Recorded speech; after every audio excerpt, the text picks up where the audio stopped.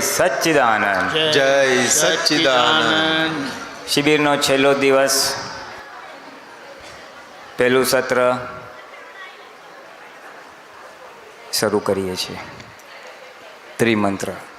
નમો વિતરાગાય, નમો વિતરાગાય, નમો અરિહંતાણમ, નમો અરિહંતાણમ, નમો સિદ્ધાણમ, સિદ્ધાણમ, નમો આયરિયાણમ, નમો આયરિયાણમ, નમો વજ્જાયાણમ, નમો વજ્જાયાણમ, નમો લોય સૌ સાહુણમ, નમો લોય સૌ સાહુણમ, એસો પંચન મુક્કારો, એસો પંચન મુક્કારો, સૌપાવપણાસણો, સૌપાવપણાસણો, મંગલાણંચ સૌવેસિમ, મંગલાણં ચ સૌવેસિં, પડમમ હવૈ મંગલમ. પરમં હવૈ મંગલમ. ઓમ નમો ભગવતે વાસુદેવાય, ઓમ નમો ભગવતે વાસુદેવાય, ઓમ નમઃ શિવાય. ઓમ નમઃ શિવાય. જય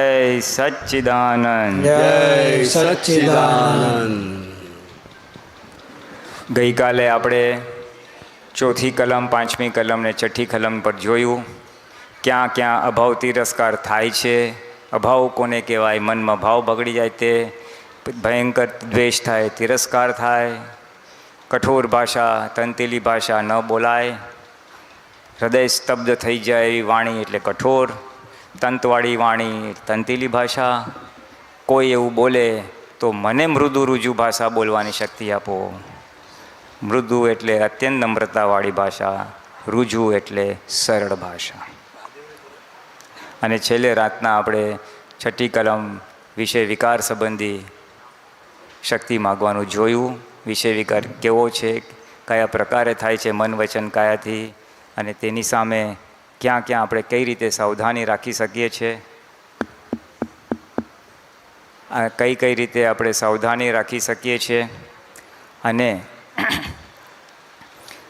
ભરેલો માલ તો નીકળશે જ, પણ એની સામે આ શક્તિ માગવાથી આપણે જાગ્રત રહીશું અને એમાં તણાઈ નહીં જઈએ. આજે હવે આપણે સાતમી કલમ અને આઠમી કલમ બે સેશન્સમાં લઈશું. છેલ્લા સેશનમાં નવમી કલમ. સાતમી કલમ આહારની કલમ છે, જે અત્યંત મહત્ત્વની છે. એના પર વાત કરતાં પહેલાં આપણે સાતમી કલમ એકવાર બોલી લઈએ અને પછી એના પર વાત કરીએ. હું બોલાવું છું, બધા બોલજો. હે દાદા ભગવાન, હે દાદા ભગવાન, મને કોઈ પણ રસમાં, મને કોઈ પણ રસમાં લુબ્ધપણું ન કરાય, લુપ્તપણું ન કરાય એવી શક્તિ આપો. એવી શક્તિ આપો. સમરસી ખોરાક લેવાય, સમરસી ખોરાક લેવાય એવી પરમ શક્તિ આપો. એવી પરમ શક્તિ આપો. મહત્ત્વ એટલા માટે છે કે દાદા કહેતા, જો આહાર સંબંધી જાગૃતિ ના રહી તો બીજી કોઈ પ્રકારની જાગૃતિ રહી શકશે નહીં. જે આપણે આત્મજાગૃતિ રાખવાની વાત કરીએ છીએ, સ્યાદવાદ વાણી વર્તનની જાગૃતિની વાત કરીએ છીએ, એ મુશ્કેલ છે. અને અત્યારે મુખ્યત્વે આ કાળમાં છે ને, બે ઇન્દ્રિયના સુખને પ્રધાન સુખનું સાધન માન્યું છે. એક તો સ્વાદેન્દ્રિય એટલે કે આહાર, અને ચક્ષુ ઇન્દ્રિય એટલે કે પિક્ચર, ટીવી, મૂવીઝ. પછી ઉતરતા ક્રમે હરવું ફરવું, કપડાં, શોખ આવે. જોઈ લેજો, આપણે ખાવા માટે જીવીએ છીએ કે જીવવા માટે ખાઈએ છીએ? આ ખાસું મજા આવશે, કેટલી વૃત્તિઓ આપણે એમાં જાય છે. લુબ્ધપણું એટલે યાદ આવ્યા કરવું. કોઈને ત્યાં ગયા હોય અને સરસ શાક બનાવ્યું હોય, તમે તો બહુ સરસ બનાવ્યું શાક ઊંધિયાનું, મને યાદ રહી જાય એટલે પછી બીજી વાર બોલાવે, તમે તે વિશે ઊંધિયાનું શાક બનાવ્યું તેવું બનાવજો. યાદ આવવું, ફરી ખાવું, લુબ્ધપણું. કોઈ હોટેલમાં ખાધું હોય, અરે શું મસ્ત હોટેલ, ત્યાં જ જવું છે આપણે, ત્યાં જજે. યાદ આવું, લુબ્ધપણું. આણંદમાં જઈએ, ગોટા તો ખાવા જ જોઈએ, બહુ વખણાય ત્યાંના. હા, જવાનું. એકવાર ખાઈને આવ્યા હતા. લુબ્ધપણું. ખાવાનું વાંધો નહીં, દાદા કે સરસ ખાઓ, શોખથી ખાઓ. રસ રોટલી આવે તો રસ રોટલી ખાઓ, સારી રીતે ખાઓ, આનંદથી ખાઓ. યાદ કરવાનું નહીં. ફરી મને મળે, હજી મારે ખાવું છે, યાદ નહીં કરવાનું. જ્યારે જે આવે તે ખરું. એટલે લુબ્ધપણું ન હોજો. એ જ્યારે આપણે શક્તિ માગીએ છીએ ત્યારે આ સમજીને શક્તિ માગજો. આ સમજીને શક્તિ માગજો કે કોઈ પણ રસમાં યાદ ના આવવું જોઈએ. એટલે અત્યારે તો આપણે યાદથી ટેવાઈ ગયા છે, યાદ રાખવાનું ટેવાઈ ગયા છે. મેં ઓલી વાનગી જોઈ હતી, હા, આવી હતી રેસીપી, ટીવીમાં આવી હતી, મોબાઈલમાં આવી હતી, ન્યૂઝપેપરના ઓલા પૂર્તિમાં આવી હતી, બનાવી હતી, બહુ મસ્તી, બીજી વાર બનાવી છે. લુબ્ધપણું. લુબ્ધપણું એટલા માટે જોખમદારી છે કારણ કે આપણે સ્વાદેન્દ્રિયમાં ખેંચાઈ જઈએ છીએ. આખું લુબ્ધપણું એટલે પૂતગલ પક્ષ થયો. આખી જાગૃતિ ક્યાં ગઈ તો કે આ પૂતગલ પક્ષે ગઈ, શરીર પક્ષે ગઈ, ઇન્દ્રિય પક્ષે ગઈ. રહેવું છે આપણે આત્મામાં, જવું છે આપણે મોક્ષે. મોક્ષે જવું એટલે જન્મ મરણથી મુક્ત થવું, અને એના પહેલાં આપણે આ શરીરથી મુક્ત થવું, દેહાધ્યાસની અવસ્થા ઉત્પન્ન થવી. દેહ હોવા છતાં દેહમાં નથી. એટલે છૂટું છે પૂતગલથી. અને લુબ્ધપણું નર્યો પૂતગલમાં જ ખેંચી રાખે છે, નર્યો પૂતગલમાં જ ખેંચી રાખે છે. એટલા માટે એ બાધક છે. અનંત અવતારથી આમાં જ સુખની માન્યતા કરેલી છે, એટલે કેરી ફોરવર્ડ થઈ છે આ ભોમાં. અને ત્યાં આપણને જ્ઞાની પુરુષ ચેતવે છે કે આ વસ્તુ તમને હજી પૂતગલમાં રાખશે. ગમે એટલું જ્ઞાન લીધું હશે, ગમે એટલી આજ્ઞા પાડતા હશો, જાગૃતિ રહેશે, પણ લુબ્ધપણું હશે એટલે આખી જાગૃતિ પર આવરણ આવી જશે. માટે લુબ્ધપણું જોખમદારી વસ્તુ છે, પૂતગલમાં જ ખેંચી રાખે. અને પછી એ પ્રમાણે ખાવાનું મળે તો રાગ થાય, અને એ પ્રમાણે ખાવાનું ના મળે તો દ્વેષ થાય. પુલાવ બનાવવાનું કીધું તું, બિરયાની બનાવવાનું કીધું તું, ઘરે બનાવી, અરે યાર કેવી બેકાર બનાવી, તે દિવસે કેટલી સારી બનાવી હતી, આમાં આજે સ્વાદ જ નથી. લુબ્ધપણું હોય અને ધાર્યા પ્રમાણે ના થાય તો શું પરિણામ આવે છે? અણગમો ઊભો થાય છે. માટે એ બાધક છે. માટે ભાઈ અનેક પ્રકારે તે છે. ત્યાં નારિયેળ પાણી પીધું હતું, હા બહુ મસ્ત હતું, આજે યાર મજા ના આવી. જ્યારે જે મળે તે સ્વીકાર્ય. બીજું શું કહેવા માગે છે? જમવા બેસો ત્યારે થાળીમાં જે આવે તે એક્સેપ્ટ કરતા થાઓ.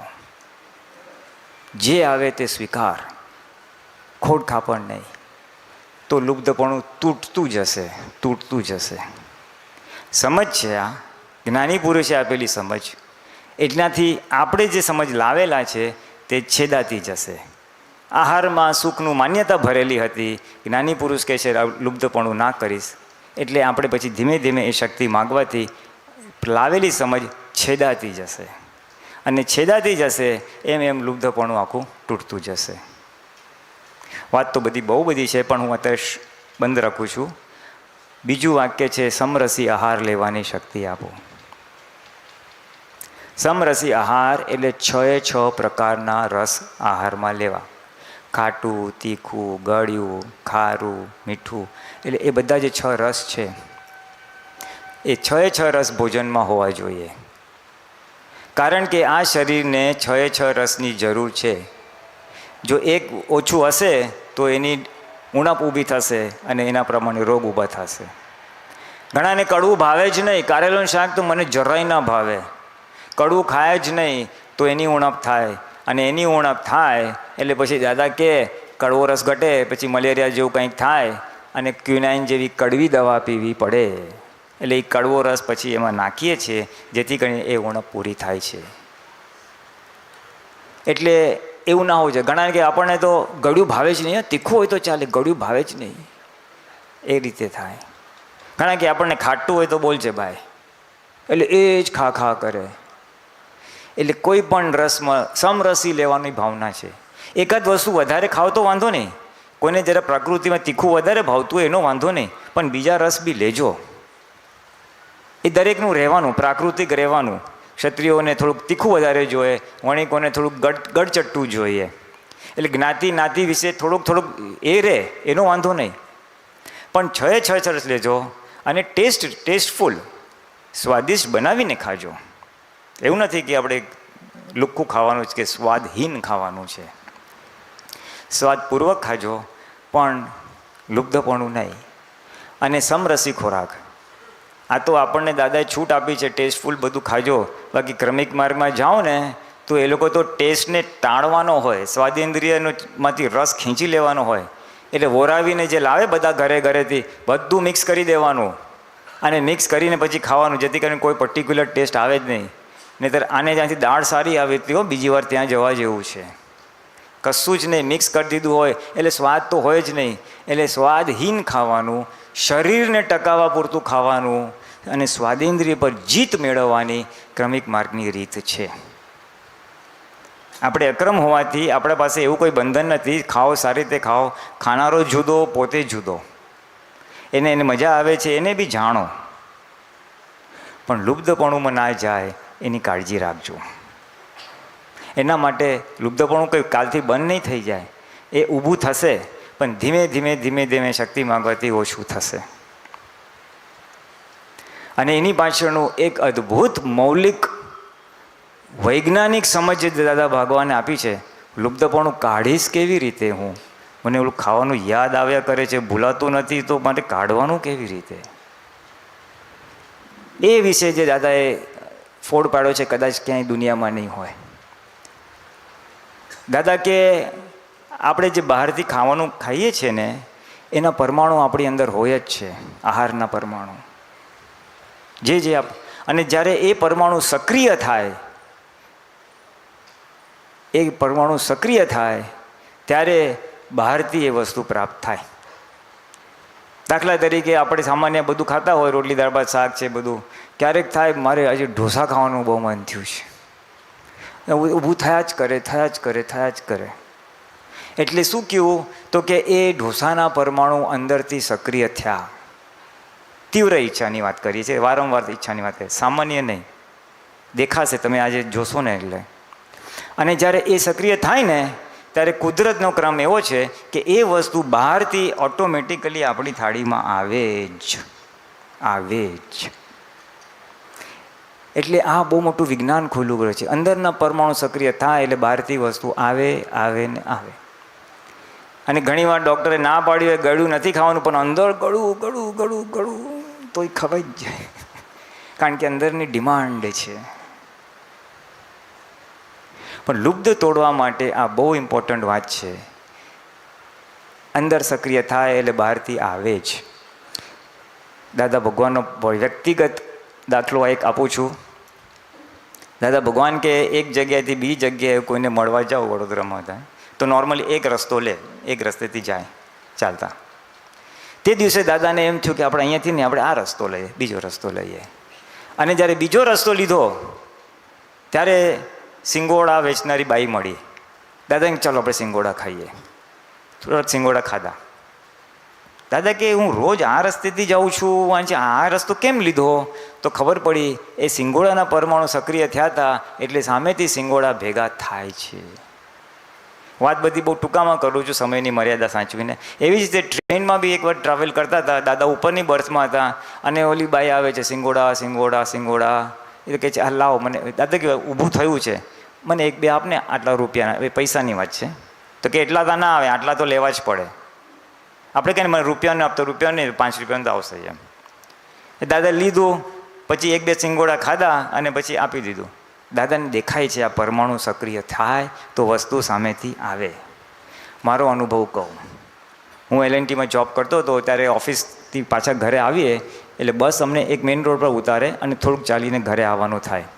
હવે જે ગલીમાં મારું ઘર હતું ત્યાં ગલીને નાકે છે ને લારીઓ હોય, પાણીપુરી ભેલપુરી બધી. હવે ત્યાં આવતો ત્યારે કાંઈ નહીં, પણ નજર પડે એટલે થાય હા પાણીપુરી ખાઈએ. વિચાર ઊભો થાય. હું હોલ્ડ પર રાખું, જાણી રાખ્યું આવ્યું છે. અને પછી બહુ વાર થાય એટલે કુદરતી ત્રીજે ચોથે દિવસે પાણી પૂરું ઘરે બની જાય. અને આ તો સામાન્ય વાત કરું છું, પણ આ સાયન્સ એટલું બધું પરફેક્ટ છે, એટલું બધું પરફેક્ટ છે. એક બીજો નાનો દાખલો આપી દો મારો. પછી તો સિંગોત ગયા, બધું છોડી દીધું, નોકરી, ઘર, બધું એવી રીતે. પછી તો મહાત્માઓને ત્યાં જવાનું થાય ને બધું થાય. ત્યાં એક નવા મહાત્માને ત્યાં મારે જવાનું હતું. મને કીધું તમે મારે ત્યાં આવશો જમવા? મેં કીધું આવીશ. પહેલી વાર જતો હતો, બહુ વિશેષ પરિચય બી નહીં એની સાથે. અને પછી ગયો, બેઠા કર્યા. સાંજનો ટાઈમ તો ચલો આપણે જમી લઈશું. હા જમી લઈશું. મેં કીધું શું બનાવ્યું છે? હવે એને સંકોચ થતો કહેતા. એ કે આમ તો અમારા ઘરવાળા માટે ભેલપુરી પાણીપુરી બનાવી છે, પણ તમે પહેલી વાર આવો છો ને તમારા માટે ભાખરી શાક ને બધું બનાવ્યું છે કે. એટલે મેં કીધું ના, મને એ ચાલશે. અને હકીકતમાં એવું જ હતું, થોડા દિવસો પહેલાં એના પરમાણુ ફૂટતા જ હતા. અને અકલ્પનીય જગ્યાથી એ પરમાણુ પૂરા થયા. જેનો મારે કોઈ પરિચય નહીં એવા મહાત્માને ત્યાં જાઉં છું, જેની મારે કોઈ આહાર સંબંધી વાત નથી થઈ એની ત્યાં જાઉં છું, પણ સામેથી થાળીમાં આવે છે. આવા તો ઘણા બધા અનુભવ થઈ ગયા. એટલે દાદાનો જે સિદ્ધાંત હતો, દાદાએ જે અનુભવ કર્યો એ મને સજ્જડ અનુભવ થઈ ગયો હતો. પછી ઘણીવાર મહાત્માઓ પૂછે કે તમે આવો, શું બનાવું તમારા માટે? ત્યારે બહુ યાદ ના આવે, પણ ક્યાંક છૂટક છૂટક મહાત્માઓને ઘરે બેઠા હોય તો ઓલી એક પૂર્તિ આવે, ખબર છે? એક બુધવારે કે એવી રીતના જેમાં બધી વાનગીઓ લખેલી હોય. ક્યારેક નજર પડે ને આમ ફોટા તો એટ્રેક્ટિવ હોય, આ સરસ છે, આ સરસ છે, સરસ, એ બધું યાદ રહે. એટલે પછી કોઈ પૂછે તો આ કહેવાય એમ કે આ બનાવું છું. હવે જેમ જેમ આ સિદ્ધાંત સમજાતો ગયો અને સજ્જડ થતો ગયો કે પરમાણુ અંદર હોય એ બહારથી મળી જ આવે, ત્યારે એક દિવસ મને એક ફોડ પડ્યો કે જો અંદરના પરમાણુ ફૂટશે ત્યારે બહારથી મળવાનું જ છે,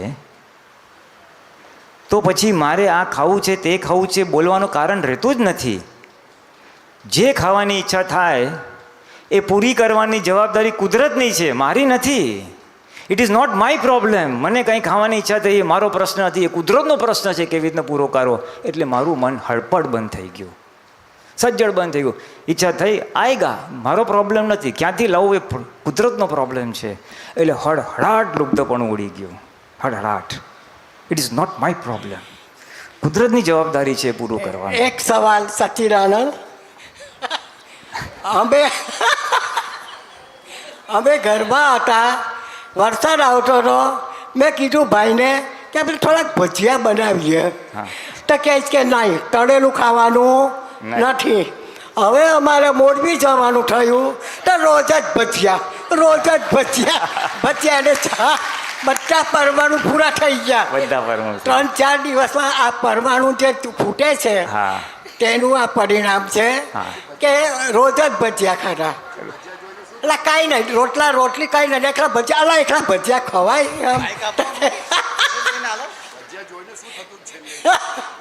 એ કે છે ભજીયા જોઈને તમને પછી શું થતું હતું એમ? ભજીયા જોઈને પહેલાં ખાવાનું મન થયું, બીજે દિવસે તો ઓછું થાય, ત્રીજે દિવસે મને જોવાનું મન ના થાય કે આ ભજીયા. એટલે આ લોકો તો એના ભજીયાને છાશ, આપણે તો ચા દૂધ પીએ, એ લોકો તો છાશ, ભજીયા ને છાશ. ભાઈ સચ્ચિદાનંદ, આપણે નથી ખાવું હવે. બહુ સાચું છે વાત, બહુ સાચી વાત છે. એ પરમાણુનું વિજ્ઞાનમાં એ ભાગ પાછળથી આવે જ છે કે અમુક વસ્તુ છે ને આપણને નાનપણમાં હોય તો જુવાની સુધી ભાવે, આ બહુ ભાવે, આ ભાવે, પછી તે હવે આ મને ભાવતું નથી, હવે આનું બહુ ઈચ્છા થતી નથી. ગળ્યું ખા ખા કર્યું ને પછી હવે મને ગળાની બહુ ઈચ્છા થતી નથી. ચોકલેટનો બહુ શોખ હોય ને, ખા ખા કરે પછી હવે મને ચોકલેટની ઈચ્છા થતી નથી. એ શું સૂચવે છે કે એ પરમાણુ પૂરા થઈ ગયા, અંદરના પરમાણુ શાંત થઈ ગયા, એટલે બધું પૂરું થઈ ગયું. દાદા ભગવાને બી એ જ હતું. દાદાને દેખાયા મરચાના પરમાણુ છે જ, એટલે આમ તીખું ગોતે, લાલ મરચું ક્યાં છે ઓલામાં એમ. એટલે દાદા કે અમે આ જોઈએ છે. અને ઘણીવાર તો દાદા ભગવાન અમુક પરમાણુ પૂરું કરવા માટે એ જ વસ્તુ 10-10, 15-15 દિવસ સુધી ખાય કે આ પરમાણુ પૂરું કરવા ખાઉં છું, શોખ માટે નહીં. અને ઉઘાડતો દાખલો એમનો હતો પાપડનો.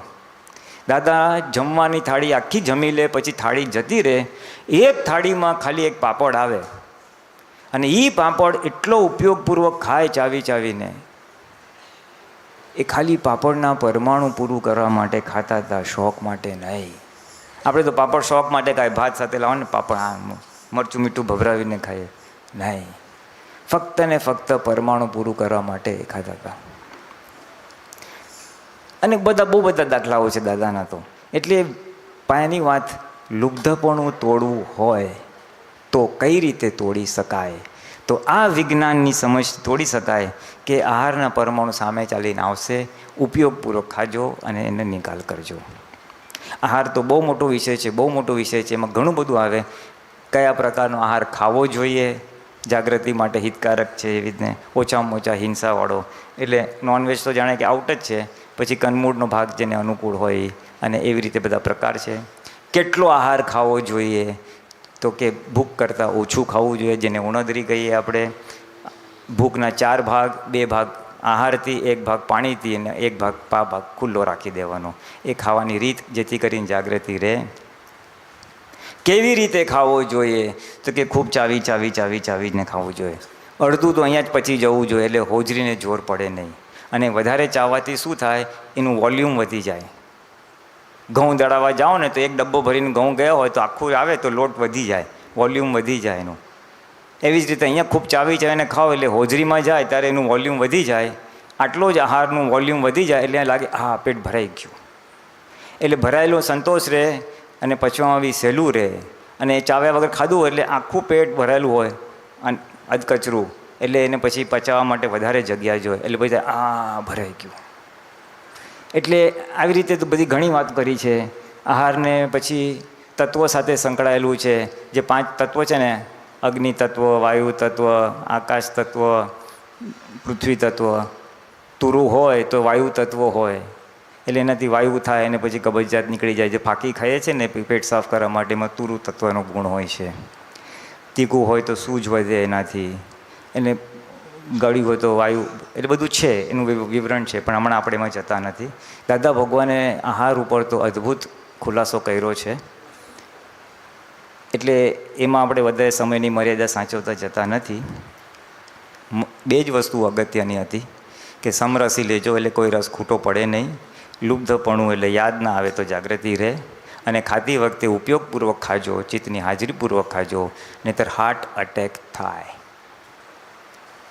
કે ચિત્તની ગેરહાજરી પર ખાઓ, ટીવી જોતા ખાઓ, વાતો કરતાં ખાઓ, છાપું વાંચતા ખાઓ, નુકસાન કરતા છે. અહીંયા હું થોડું પૂરું કરું છું. હવે આપણે બીજા આપતો પુત્રોનો લાભ લઈએ. આવો ને પછી છેલ્લે સાંજીને આપણે આપીએ. હા ચલો છેલ્લે સાંજી તમે બધા આપણે 2 કલમ થોડી કવરી છે, 10-12 મિનિટ પ્લીઝ. કંઈ વાંધો નહીં, પરીક્ષામાં પહેલાં આપવા તૈયાર છે. આહાર સંબંધીની લુપ્તપણા અને સમરસીની સુંદર વાત થઈ. આગળ આપણે થોડી સૂક્ષ્મતામાં જઈએ તો એમણે કીધું પરમાણુનું સાયન્સ એ બરાબર છે.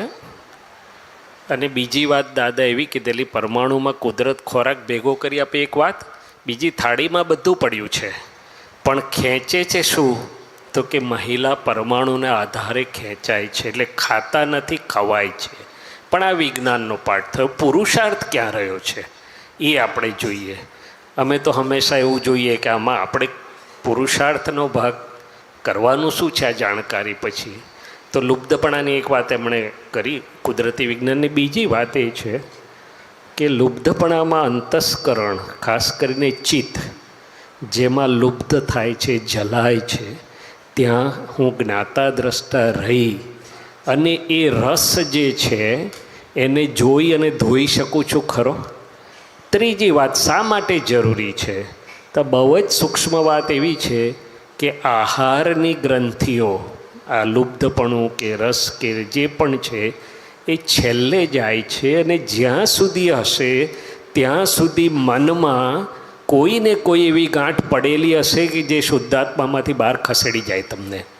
માટે જેને મનની ગાંઠ પર વિજય મેળવવો છે, બધા પ્રકારની ગાંઠોમાંથી, કાલે બ્રહ્મચર્યની વાત થઈ, બીજી વાત થઈ, તો એને આહારની રસલોલુપતા ઉપર જાગૃતિ રાખવી જરૂરી છે. આ એક સૂક્ષ્મ વિજ્ઞાન છે. નહીં તો હું ચૈતન્ય ઘન સ્વરૂપ એવો શુદ્ધાત્મા છું, સૂક્ષ્માતિ સૂક્ષ્મ એવો શુદ્ધાત્મા છું, નિરાહારી છું. આહારી આહાર કરે છે, હું નિરાહારી શુદ્ધાત્મા છું. બે આટલા નોખા છે, તો આટલા સ્થૂળ આહારને શા માટે આટલું બધું આખી કલમ મૂકવામાં આવી? પહેલું તો આયુર્વેદ એટલે કે શરીરના સ્વાસ્થ્ય જોડે પણ એને સંબંધ છે. કવિરાજે કીધું ને, આહાર પાણી તેવી વાણી, આહાર તેવું મંતન, સર્વાહારે ભોજનમાં હોજો સત્સંગ. એટલે પરમાણુનું સાયન્સ બરાબર છે, પણ પરમાણુના સાયન્સ જોડે જાગૃતિનું સાયન્સ મૂક્યું છે કે મારા હિતમાં શું છે. આ બધા આપતપુત્રોને ખબર છે. બહારગામથી આપતપુત્રો આવતા, 6 થી 8 બાબુ કાકાના હોલમાં સત્સંગ પૂરો થાય, 8:15 વાગે દાદા ભાઈજીદો રગાની પોળમાં જાય. આપતપુત્રોને સમય ગુમાવવો પોસાય નહીં, એટલે સ્વજનભાઈને બધા હતા, બજારમાંથી જે મળે દૂધ લે, કંઈ ખમણ લે, ખાઈને દાદા પાસે હાજર થઈ જાય. દાદાએ એકવાર કહ્યું, બધું દાદા જાણે પણ ક્લાસ બહુ મજાનો લે, શું ખાધું, કંઈ ભેગું થયું? તો કે હા દાદા, ખમણ અને દૂધ. અલ્યા, હું વિધિ કરીને તમને ચોખ્ખું કરી આપું છું ને તમે બહારનું નાખીને બધું બગાડી નાખ્યું મારું. પરમાણુ તો ખમણના પરમાણુ ફૂટ્યા એટલે ખાધા હતા કે જાગૃતિથી ખાધા હતા? એટલે દાદાએ બીજો સિદ્ધાંત આપ્યો કે અમારું મન તો બધું બોલે, અમે જોઈ લઈએ કે લબાડો બોલે છે કે વ્યવસ્થિતમાં છે. 3 ટકોરા ટક ટક થાય રે, મન ભજીયા ખાવાનું દેખાડે એટલે અમે આપી ના દઈએ ને. અને વખતે બહુ બૂમ પાડે તો કહીએ કે એક ભજીયું આપો, પણ વિધિ આખો કલાક કરવી પડશે. અમે એની પાસે રિકન્ડિશનિંગ કરી દઈએ. શું કરી દઈએ? એટલે કે પરમાણુનું વિજ્ઞાન છે, પણ મારા હિતમાં શું છે, મારી જાગૃતિ શું હોવી ઘટે, એ બહુ જરૂરી છે. અને બે કહ્યું એમ સૂક્ષ્મ ગાંઠ, હવે મેડિકલ સાયન્સમાં નથી જાતો હું, કારણ કે બધું બહુ લાંબુ થઈ જાય. એટલે આ અચ્છા, બીજી વાત કે આ સ્થૂળ આહારની વાત કરી, લોલુપતા, લુબ્ધપણું અને સમરસીની વાત કરી. બીજા કેટલા પ્રકારના આહાર છે જે અમારી લુબ્ધતા છે? આ તો ફૂડ ફોર બોડીની વાત કરી, ફૂડ ફોર માઇન્ડ, અંતસ્કરણનો આહાર. આખો દિવસ યુટ્યુબમાં જે જોઉં છું, વોટ્સએપ પર જે જોઉં છું, ઓડિયો વિઝ્યુઅલ જોઉં છું, તે પહેલાં કરતાં બહુ વધારે અસર કરે છે. એની લુબ્ધતા કોના ધ્યાનમાં છે? એમાં સમરસી આવશ્યક ને અનાવશ્યક ક્યાં ધ્યાનમાં છે? આ તો કદાચ શરીર એનો નિકાલ કરી નાખશે, પહેલાંનો નિકાલ કોણ કરશે? તો કે ફૂડ ફોર માઇન્ડ, અંતસ્કરણને આખો દિવસ જે 5 ઇન્દ્રિયમાંથી ખોરાક મળી રહ્યો છે, આવો સત્સંગ તો સારું છે, પુણ્ય છે, ગોઠવાય છે, એટલે પાછો થોડો કચરો ધોવાઈ જાય મનને ચિત્તનો. પણ બાકીનો સમય હું ભેગો કરું છું તે, તો કે ફૂડ ફોર માઇન્ડ અને ફૂડ ફોર સોલ. શુદ્ધ ઉપયોગ કેટલો વખત છે? બાકીનો બધો સમય આખો દિવસ મારું ચિત્ત કયા આહારમાં, ફસામણમાં ફસાય છે? એટલે મને તો આ દેખાય કે વિતરાગો બહુ ડાયા છે. સ્થૂળથી સૂક્ષ્મતમ અને ચેતન સુધીની આખી શ્રેણી છે વિતરાગોની, અને છેવટે મારા શુદ્ધાત્મામાં રહેવા માટે છે. શું છે? હવે એમણે જે કહ્યું ને ક્રમ માર્ગ, તે બરાબર છે, કારણ કે ઇન્દ્રિય અને રસલોલુપતા અને ગ્રંથિઓ જોડાયેલા છે. અક્રમમાં ભલે એ નથી કીધું, પણ અક્રમમાં પણ આ છે જ. જે મારું રિલેટિવ મને રિયલ માટે હેલ્પિંગ ના થાય, રિયલનું પ્રતિપાદન ના કરે, એ વ્યવહાર અક્રમમાં હોય નહીં. અક્રમમાં ચોખ્ખું કીધું છે કે નિશ્ચયનું પ્રતિપાદન કરતો વ્યવહાર. શું છે? તો કે આ બધી જાગૃતિ પણ મને વર્તે એ મારા માટે આવશ્યક છે. અને ભલે હું ગાંઠ લાયો, ખેંચે પરમાણુ, પણ જાગૃતિ મારી એની પર વર્તવી જોઈએ કે મારા હિતમાં છે કે નથી. શારીરિક હિતમાં છે, માનસિક હિતમાં છે કે આત્મિક જાગૃતિના હિતમાં છે. એ જો મને ન વર્તે તો પછી કદાચ પૂરેપૂરું વિતરાગ વિજ્ઞાન મને સમજાતું નથી. દાદાએ ઘણીવાર કીધું છે કે અંદર નાખો ધમધમાટ, 2 લાડવા નાખ્યા પછી શુદ્ધાત્મા બોલો જો. એ તો દારૂ ચડે, મેણો થાય ને ઊંઘ આવે જ, 2-4 કલાક તો કોતળામાં પૂરાઈ જ જાય. શું થાય? પરિણામલક્ષી દ્રષ્ટિ, જ્ઞાનીની જાગૃતિ. તો અહીંયા પૂરું કરું. સમય માટે એમને સમય કરતાં પહેલાં આપી દઉં એ વધારે યોગ્ય ને, એ વિનય. જય સજ્જન, ખૂબ ખૂબ આભાર. કમલેશ આનંદજી પધારો. આહાર ઉપર 10 મિનિટ.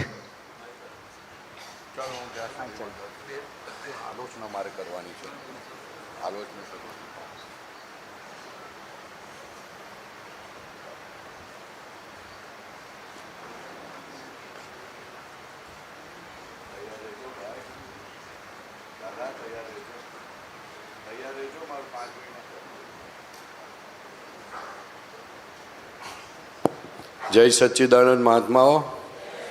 બે દાખલા આપું છું દાદા ભગવાનની સાથે બનેલા.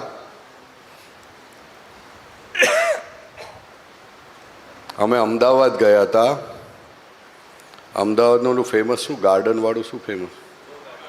લો ગાર્ડન. લો ગાર્ડન પાસે દાદા એક મહાત્માની ત્યાં ગયા હતા. કોણ હતું ત્યાં ખબર નહોતી મને, અત્યારે યાદ નથી આવતું, પણ ત્યાં ગયા હતા. સત્સંગ ચાલતો હતો. હે? ખબર નથી અત્યારે. તો સત્સંગ થઈ ગયો, દાદા આરામ કરવા ગયા, જમવાનું થઈ ગયું, દાદા આરામ કરવા ગયા. તો એક દાદાની સેવા કરનાર આપતો પુત્ર હતા. ચાલ પરેશ આપણે આંટો મારી આવીએ બહાર. હવે ચાલો આંટો તો મારી આવીએ. અને દાદા ખાસ કહેતા કે જમ્યા પછી બહાર આંટો મારી આવજો. આંટો મારવા ગયા, સેન્ડવિચનો સ્ટોલ આવ્યો. દાદા તો ઊભા થઈ ગયેલા. અમે પહોંચ્યા ત્યારે સેન્ડવિચ ખાઈ નાખી. સેન્ડવિચ ખાઈ ને પછી ગયા. દાદા ઊભા થઈ ગયા હતા, બેઠા હતા. દાદાની નજર બહુ પાવરફુલ સાહેબ. એટલે દાદાએ તરત જ જેવા આવ્યા, ક્યાં ગયા હતા? દાદા કે બહાર ગયા હતા પણ પછી સેન્ડવિચ ખાઈને આવ્યા. 2 મિનિટ દાદા કશું બોલ્યા નહીં. ધીરે દાદાએ કહ્યું કે જેમ ખીલી પેપરમાં પડીકું વાળે એવો આ દેહ થશે બહારનું ખાવાથી. તમે સેન્ડવિચ ખાઈને આવ્યો તો મને તો અંદરથી એમ જ થતું હવે સેન્ડવિચમાં શું પ્રોબ્લેમ છે? કશો પ્રોબ્લેમ નથી. પણ દાદા ત્યારે આ સિમિલી આપી હતી કે પેપરના પડીકામાં ખીલી બાંધે હાર્ડવેરવાળો તો જોજો તમે. હું તો ઘણી વખત ગયો તો એક કાગળિયામાંથી છે ને ખીલીઓ બહાર આવતી હોય. તો કે એવો શરીર થશે. એટલે હવે એ રીતે સાચવજો. અને એમાં પછી દાદા એક વખત એ આપતો પુત્રો વાત કરશે, પણ દાદા કહે છે કે અમે તમારી વિધિ કરીને કેટલા તમારા પરમાણુ ચોખ્ખા કરીએ છીએ અને તમે અશુદ્ધ કરીને આવો છો. આ દાદા ભગવાને ખૂબ કીધું હતું સાહેબ, બહુ જ કીધું હતું. એટલે બહુ સાચવવા જેવું છે. અમને તો સંયમ ધામમાં ગયા તો દાદા ભગવાને કહેતા હતા, ખાસ કીધી ઇન્સ્ટ્રક્શન આપેલી કે લોટ બોટ દળવા બહારથી લાવતા નહીં, ઘંટી રાખી દેજો કે જેથી ઘરનો જ લોટ તમે ખાજો. અને 1-2 ગાય બાંધી લેજો કે જેથી દૂધ ના પીવે. અત્યારે મેક્ઝિમમ ભેળસેળ જો થતી હોય, મેક્ઝિમમ ભેળસેળ તો ખોરાકમાં, લોટમાં, દૂધમાં, ઘીમાં, આ શાકભાજીમાં, ફ્રૂટમાં કલ્પના ના કરાય એટલું બધું એડલ્ટ્રેશન છે. This type of particular instructions given by Dada Bhagwan to all the આપતપુત્રસ, બધાને જ આપેલી છે સાહેબ. એક વાત પૂરી થઈ. બીજી, એક વખત દાદા ભગવાન, હું ને બીજા 1-2 આપતપુત્રો કદાચ હોય તો ખબર નહીં, પણ બેઠા હતા. દાદા ભગવાન મને બોલાવે છે, અહીંયા આવો. મને કહે છે મને ગાંઠિયા ખાવાનું મન થયું છે. દિલીપભાઈ, દાદા ભગવાન શું કહે છે? મને ગાંઠિયા ખાવાનું મન થયું છે, પરેશ શું કરીશ? મેં કીધું લેતો આવું દાદા, લેતો આવું બોલ્યો ને. તો દાદા ભગવાન કહે છે પણ ગાંઠિયા પોચા જોઈએ. મેં કીધું વાંધો નહીં દાદા, ભાવનગરી ગાંઠિયા તો બહુ મળે છે, પણ પરેશ પોચા જોઈએ, પણ સોડા વગરના જોઈએ, સોડા નાખેલો ના જોઈએ. હા દાદા લેતો આવીશ. હું નીચે ગયો, 4-5 દુકાન ફર્યો, ગાંઠિયા લીધા બધા, 250 ગ્રામ ને આમ ને તેમ ને બધું લીધું. પણ મારા મનમાં એમ ચાલે કે દાદા ભગવાનને મને ગાંઠિયા ખાવાનું મન નથી થતું તો એમને શું કામ થાય છે? સાહેબ, આ બહુ સામાન્ય વાત છે, પણ એટલો બધો અદ્ભુત બોધ છે જેની કલ્પના ના કરી શકાય.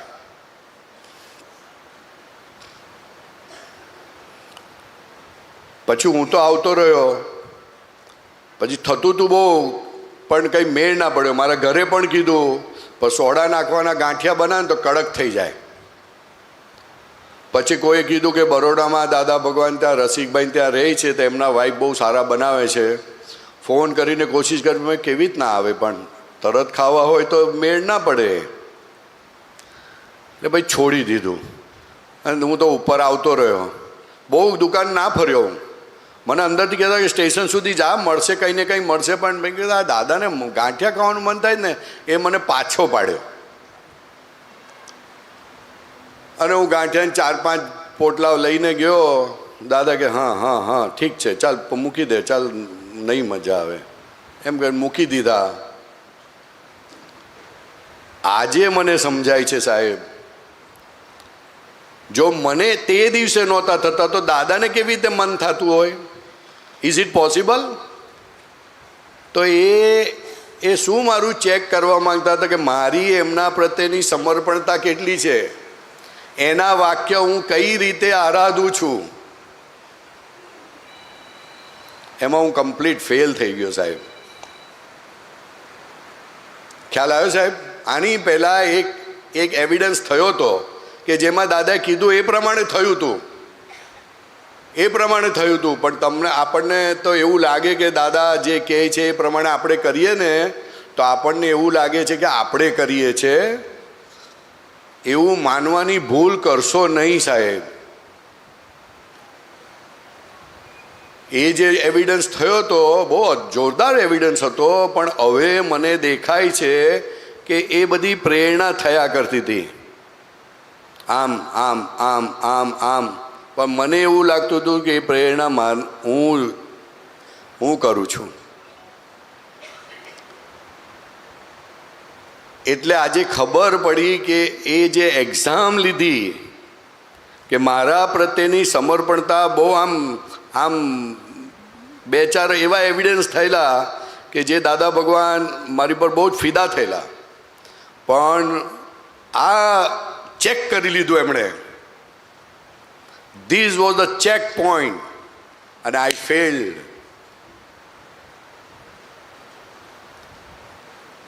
એટલે આજે પણ પસ્તાવો રહે ઘણો બધો. સચ્ચિદાનંદ. ચાલો અદ્ભુત. જય સચ્ચાન. કમલેશ આનંદજી આવો, મહેશભાઈ આવો. તમારી વાત કરીશ, તમે આવો. પછી કમળની વાત કરો. 10 મિનિટ. એ આવતા સુધી આના જ કનેક્શનમાં એક બે વાત કરી દઉં. આ એકદમ સિમ્પલ વાત કરી, પણ બીજી બધી ઘણી જગ્યાએ દાદાએ શું કીધું? સાદો સાત્વિક આહાર. સાદો એટલે ઇઝીલી ડાયજેસ્ટેબલ, સરળ, માલ મલીદા નહીં. આપણી ગુજરાતી થાળીમાં હોય છે ને, ફરસાણ વગરની થાળી નહીં, મીઠાઈ વગરની થાળી નહીં, આપતા પુત્રો આવે તો 2-4 બનાવવી. દાદાએ આવું નથી કીધું. સાદો સાત્વિક આહાર, સરળ, ઇઝીલી ડાયજેસ્ટેબલ. અને પાછું ખાનગીમાં કીધેલું, જેટલા માલ મલીદા અંદર નાખશો બ્રહ્મચર્યને નડશે. શું નડશે? જેટલી દેહ મજબૂત થશે, દેહની વૃત્તિઓ મજબૂત થશે, બ્રહ્મચર્યને બાધક છે. માટે એ જાગૃતિ રાખીને લેજો.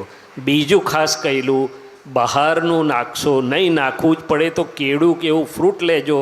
એઝ ફાર એઝ પોસિબલ બહારના કોઈ પરમાણુ નાખશો નહીં. અને આજે તો મહાત્મા ખુશ થઈને આપતા પુત્રોને અહીંનો આઈસ્ક્રીમ બહુ સરસ છે ને અહીંના પીઝા બહુ સરસ છે, અને ખબર નહીં ગાડી કઈ રેલવે લાઈન પર ચાલી છે, માફ કરજો, પણ દાદાને માફી માગીએ છીએ અમે.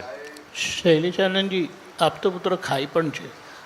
ભાઈ મારાથી ભાઈ આવી હલો ગયું અંદર. હલો આલોચના મેં સાહેબ કઈ રીતે સાહેબ કરી? સાહેબ ડૉક્ટર સાહેબ, મહાત્માઓ તો બહુ જોરદાર છે, અમારી ખૂબ આગળ છે.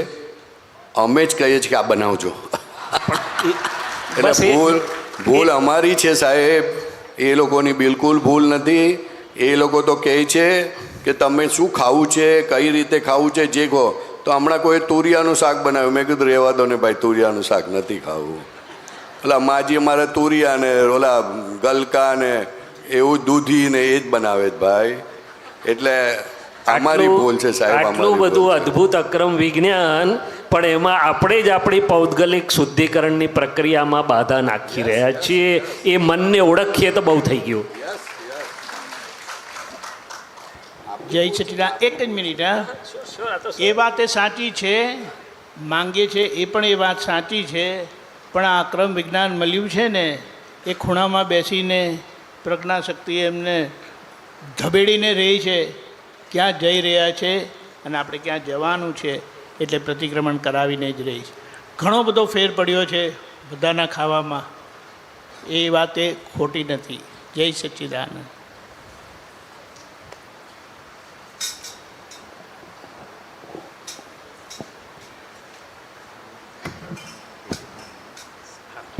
જય સચ્ચિદાનંદ, જય સચ્ચિદાનંદ.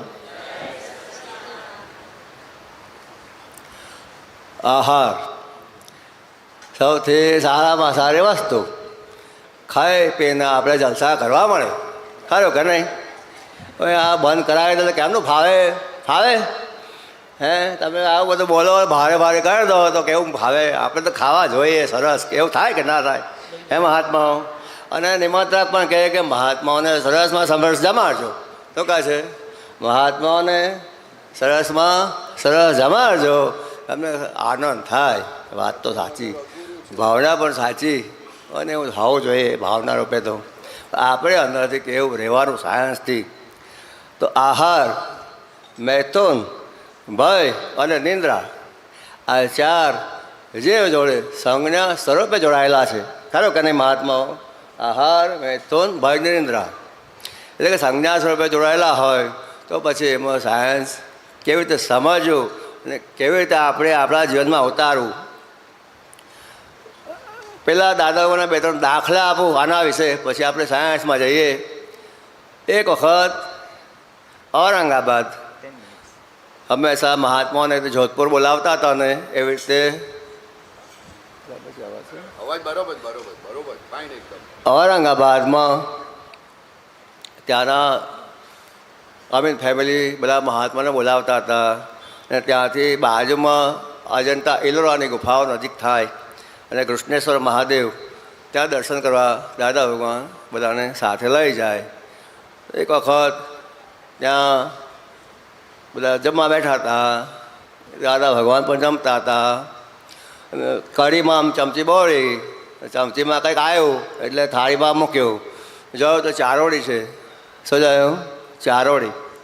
એટલે નિમંત્રક બાજુમાં હતા બેન સેવામાં, પૂછ્યું કઢીમાં ચારોડી? તો પૂછ્યું કઢીમાં ચારોડી, કઢીમાં ચારોડી નાખે કોઈ? ના ને. એટલે પૂછ્યું સામાન્ય ભાવે કઢીમાં ચારોડી. એટલે બેને કીધું કે દાદાજી કઢીનું તપેલું હતું ને, કઢીઓ કરતી હતી, ચારોડીનું પડીકું આમ કરીને સામે બીજા બહેન હતા ને આપવા ગયા હતા, એમાંથી થોડી ચારોડી કઢીમાં પડી. શું થયું? એમાંથી થોડી કાળી કઢીમાં પડી, અને એ ચારોડી દાદા ભગવાનની વાટકીમાં આવી અને એમના ભાગે આવી. પણ એમને જોયું, એટલે આપણે ઉપયોગપૂર્વક ખાતા હોઈએ તો કંઈ પણ વસ્તુ સામે આવે, પણ જોનારા જાણનારા છે પોતે, તો પોતે આમ કેમ કર્યું એમ. આમાં દાદા ભગવાનને શીખવા જેવી વસ્તુ આપણી. એમને હંમેશા પારિણામિક દ્રષ્ટિ હતી. કેવી હતી? પારિણામિક દ્રષ્ટિ. એટલે કોઈ આ દોષ કર્યો છે એવું ક્યારે પણ ના જોઈએ, પરંતુ આ કેમ બન્યું એ શોધી કાઢે. શું કરે છે? કેમ બન્યું એ શોધી કાઢે. એટલે એનો જવાબ જ્યારે જડી જાય ત્યારે આમ પણ વ્યવહારમાં પણ કોઈનો દોષ નથી એવું આપણને સમજાય સારી રીતે. એટલે આ પારિણામિક દ્રષ્ટિ અને હંમેશા પોતે ઉપયોગમાં છે, તો આ રીતે ચાલ્યા કરે.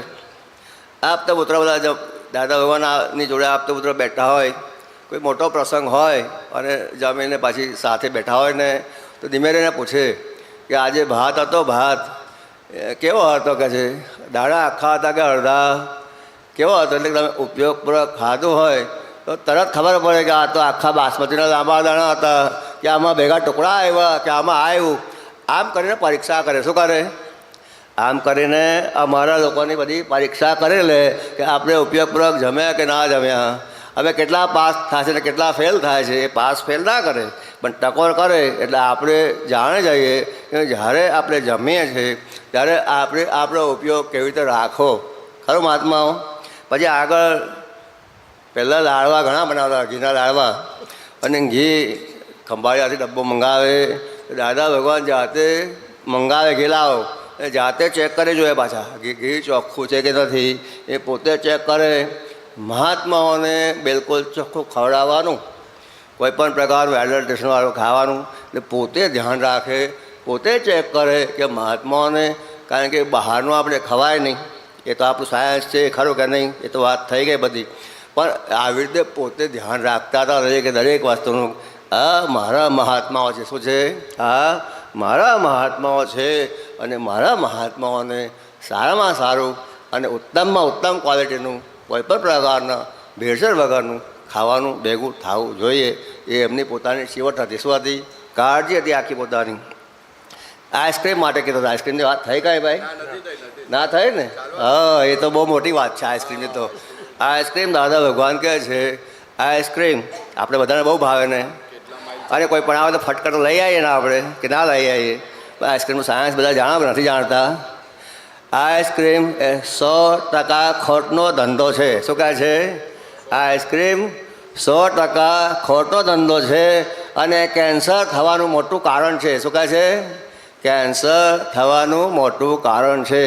આ દાદા ભગવાનની વાણી આપણે જાણીએ છીએ, સમજીએ છીએ, પણ આપણે અંદર પરમાણુ કેટલા ખેંચે રહેવાય ખરું આપણાથી આઈસ્ક્રીમ વગર, એ કોઈને ખવડાવ્યા વગર? બધા જાણો છો ને આ વાત કે નથી જાણતા? આઈસ્ક્રીમ કેન્સર થવાનું કારણ છે કે નથી જાણતા? હમણાં જાણ્યું. આહારની ચોપડી બહાર પડે છે આટલી મોટી. એ જ કહેવા માગું છું કે આપણું વાંચન બહુ લિમિટેડ છે, ને વાંચવાની બહુ જરૂર છે. વાંચન રાખવું પડે આપણે. એમાં આઈસ્ક્રીમ માટે અમારા 1-2 આપતા પુત્રોને બહુ શોખ, એના લીધે અમને બધાને શોખ થઈ ગયેલો. પછી એક વખત એવું નક્કી કર્યું, નીરુબેને કીધું દાદા ભગવાન ના પાડે પણ બધા ખાયા કરે. હા, કે હવે આ ખોટનો ધંધો કરે, એમને દેખાય કે આ બધા ખોટનો ધંધો કરી રહ્યા છે, પણ છોડાવો કેવી રીતે? એ તો વિતરાગ છે, ટકોર કરે, આપણે લઈ લઈએ, ઝાલી લઈએ અને નીકળી જાય બહાર તો ઠીક છે, પણ આપણે ના નીકળીએ તો એ કંઈ લાકડીને મારવા ના આવે. એક વખત ખંભાત હતા. ખંભાતમાં એવું નક્કી કર્યું કે આજે આપણે આઈસ્ક્રીમ બનાવીએ, જેનો જેટલો ખાવો એટલો ખાઈ લો, આજ ફરી આઈસ્ક્રીમ નહીં ખાવાનો. કે શું નક્કી કર્યું? આ પેટી લઈ આવ્યા મોટી ફર્સ્ટ ક્લાસ, અને જાતે આઈસ્ક્રીમ બધા કાજુ દ્રાક્ષ ને બધું ફર્સ્ટ ક્લાસ નાખી અને આઈસ્ક્રીમ બનાવ્યો, અને બધાએ ખાધો, ખૂબ ખાધો. હા, કે આપણે પેલા ખબર કોઠીમાં બનાવતા આઈસ્ક્રીમ, કોઠીવાળો આઈસ્ક્રીમ, હા, જાતે બનાવ્યો આપણે ખંભાતમાં. મહાત્માઓએ જ કે આપ તો પુત્રોને જેટલો ખાવો એટલો ખાઈ લો. મહાત્મા બી ખરા. આ જે છેલ્લી વખત આજ ફરી આઈસ્ક્રીમ ખાવાનો નહીં, જેટલો ખાવો એટલો ખાઈ લો. દાદા ભગવાને પહેલાં આજ્ઞા લીધી, દાદાજી આવું કરીએ છીએ. દાદા કે હા, કે છે. પછી બનાવ્યો આઈસ્ક્રીમ. પછી દાદા બધું પતી ગયું, રાતે બેઠા હતા, દાદાએ પૂછ્યું કેટલો આઈસ્ક્રીમ ખાધો? પેલો કે 12 પ્લેટ, પેલો કે 10 પ્લેટ, કોઈ કે 6 પ્લેટ. 22 ને 22 પ્લેટવાળા છે એ સાંકળો.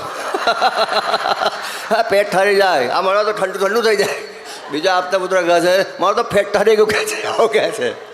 એટલે દાદા ભગવાને કીધું પછી આટલો આઈસ્ક્રીમ ખાધો, કહે છે. આ નથી સમજાતું આપણને કે કઈ વસ્તુમાં આપણું હિત છે, કઈ વસ્તુમાં આપણું અહિત છે, અને નક્કી કરેલું ખરેખર કે આજ ફરી અમે નહીં ખાઈએ, પણ એ નક્કી પણ કશું ટક્યું નહીં, કારણ કે શક્તિ બધી ખલાસ થઈ જાય છે ને નક્કી પણ બી નથી ટકતું આપણી અંદર. ખરું કે નહીં? મહાત્માઓ આ ધ્યાન રાખજો, અને જાણવા જેવી વસ્તુ છે. આઈસ્ક્રીમ 100% ખોટનો ધંધો છે, અને કેન્સર થવાનું કારણ છે. આ દાદા ભગવાનનું વિધાન છે, અને આ આહારની બુકમાં છપાયેલું છે. ખરું કે નહીં? બરાબર. આગળ વાત કરી. હવે આગળ વાત કરું થોડી બધી. આપણને થોડો ટાઈમ હવે યાર, તમે યાર કામ લિમિટ કરી દો છો યાર.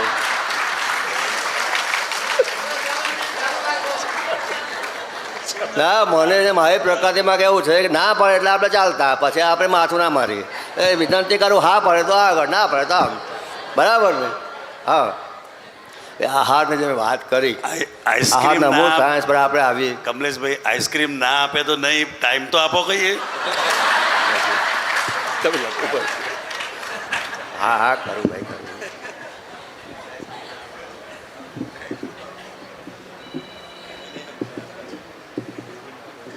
મહાત્માનો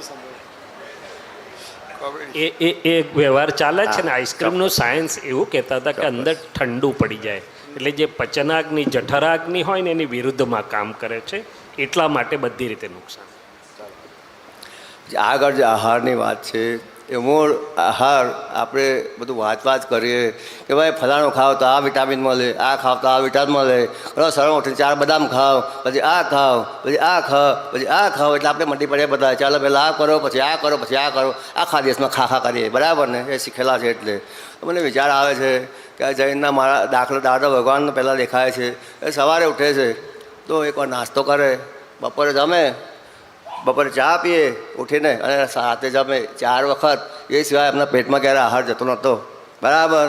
અને મહાત્મા કંઈ પ્રસાદ લાવે તો પ્રસાદ જરાક લે, બાકી તો આગળ વેચી દે. આગળ વિચાર આવે કે આ જૈનના આટલા બધા મહારાજ સાહેબો છે, બીજા બધા છે, આટલા બધા ઉપવાસ કરે છે, આટલું બધું કરે છે, એમને કોઈ ડેફિશિયન્સી કેમ નથી આવતી? કશું ખાતા નથી, ડેફિશિયન્સી કેમ નથી આવતી? અને 100 વર્ષ ઉપર જીવે છે, 100 વર્ષ ઉપર જીવે છે. તો પછી વિચારતા એવું લાગ્યું કે ખરેખર ખોરાકની જરૂર આહારને છે, શરીરને છે કે આવરણને છે? ખોરાકની જરૂર શરીરને છે કે આવરણો છે? હવે આહાર અને નિંદ્રા એ દર્શન આવરણ છે. શું છે? આહાર અને નિંદ્રા બંને દર્શન આવરણ છે. અને જેના આવરણ ગાળા એને આહાર અને નિંદ્રા ગાળી. શું કહે છે? જેના આવરણ ગાળા એના આહાર અને નિંદ્રા ગાળી. અને જ્ઞાની તીર્થંકરને તો આહાર જ નથી, સૂક્ષ્મ આહાર છે, કારણ કે દર્શન આવરણ રહ્યો જ નહીં. એટલે કે આ શરીરને આહારની જરૂર છે નહીં, પરંતુ આહારની જરૂર આવરણો છે. અને જેમ જેમ આપણે આહારમાંથી છૂટવું કેવી રીતે? મુખ્ય વસ્તુ એ આવે છે કે આહારની આપણે બધી વાત કરીએ છીએ, પણ આહારમાંથી છૂટવું કેવી રીતે? તો દર્શનાવરણ જાય તો આહાર ખસે. દર્શનાવરણ છે ત્યાં સુધી તમે આહારમાંથી બહારથી ગમે એટલા પ્રયત્ન કરો અને ખેંચ્યા કરે, એનો કોઈ રસ્તો જડતો નથી. એટલે આગળ વિચારણા ચાલે છે. દર્શનાવરણ છે, દર્શનાવરણ જાય કેવી રીતે? પહેલાં તો દર્શનાવરણ ઊભા થયા કેવી રીતે? આહારના દર્શનાવરણ ઊભા થયા કેવી રીતે અને જાય કેવી રીતે? પ્રશ્ન થાય કે ના થાય મહાત્માઓ? તો આહારના દર્શનાવરણ, આહાર દર્શન આવરણ એટલે દ્રષ્ટિ પર આવરણ છે, ચશ્મા છે. શું છે? દ્રષ્ટિ એટલે ચશ્મા છે, અંતઃસ્કરણના ચશ્મા છે, જ્યાં પરમાણુ નથી. આ છે આત્માનું તો પ્રકાશ જ છે, પણ પ્રકાશ ચશ્મામાંથી આવે છે, એ ચશ્મામાંથી આવે એવું દેખાય. હવે આહાર દર્શનાવરણ છે, ચશ્મામાંથી જેવું આવે છે એવું દેખાય છે, એટલે એમ લાગે છે કે મને આઈસ્ક્રીમ બહુ ભાવે છે. અને જે બિલીફ ઊભી થાય છે, આખી બિલીફ, આ બિલીફ રોંગ બિલીફ છે, એના આધારે મને ભાવે છે, મને ભાવે છે, મને ભાવે છે. પછી મન મંદાય છે. શું થાય છે? પછી આખું મન મદારું જાય છે. અને મન મંદાય પછી પરમાણુ ખેંચી જાય છે આહારના. એમને સીધા ખેંચતા નથી. આ દર્શનાવરણ પછી ત્યાંથી અને પછી ત્યાંથી આગળ આહાર, અને પછી ખેંચે. એટલે આપણે કંઈ મારે ખાવું છે કે છે, આ તો સામે આવે એટલે ગલગલિયા થાય. દાદા ભગવાને પોતાનો દાખલો આપેલો કે ભાઈ ટ્રેનમાં ઉપર સૂતા હતા અને સિંગોડાવાળો આવ્યો કે છે, લેવો સિંગોડા લેવો કે છે. એટલે અંદરથી બોલ્યું સિંગોડા ખાવા છે કે છે. શું બોલ્યું? અંદરથી બોલ્યું સિંગોડા ખાવા છે. તો પછી વિચાર્યો કે આ કોણ બોલે છે અંદરથી સિંગોડા ખાવા છે એવું? અંદરથી આ કોણ બોલે છે સિંગોડા ખાવા છે એમ કરીને?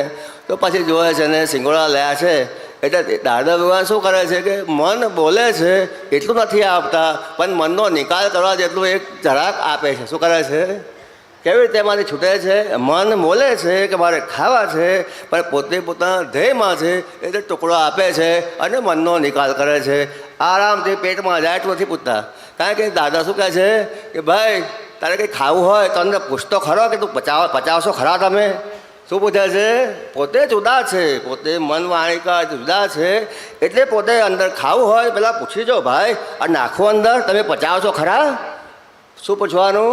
આ અંદર નાખો, તમે પચાવશો ખરા? અને પૂછતો ખરો કહે છે, એમને એમ નાખ કરે છે કહે છે. આ રીતની વાણી છે આખી, ખરું કે નહીં? એટલે કહેવા એ માગે છે કે આ દર્શન આવરણ છે આખો. દર્શન આવરણ કીધું એટલે દ્રષ્ટિ કીધી, એટલે રોંગ બિલીફ કીધી, માન્યતા કીધી. એ માન્યતાનો ભાગ છે આખો. અને માન્યતા ખસે તો પછી શું થાય? હવે માન્યતા જો ખસી જાય તો પછી આહાર કેવી રીતે લેવાય છે? તો દાદા ભગવાન કહે છે કે પ્રકૃતિ છે એ પ્રકૃતિની ઇન્દ્રિયો છે, ઇન્દ્રિયોથી ભોગવાય છે, પોતે નથી ભોગવતો. શું કહે છે?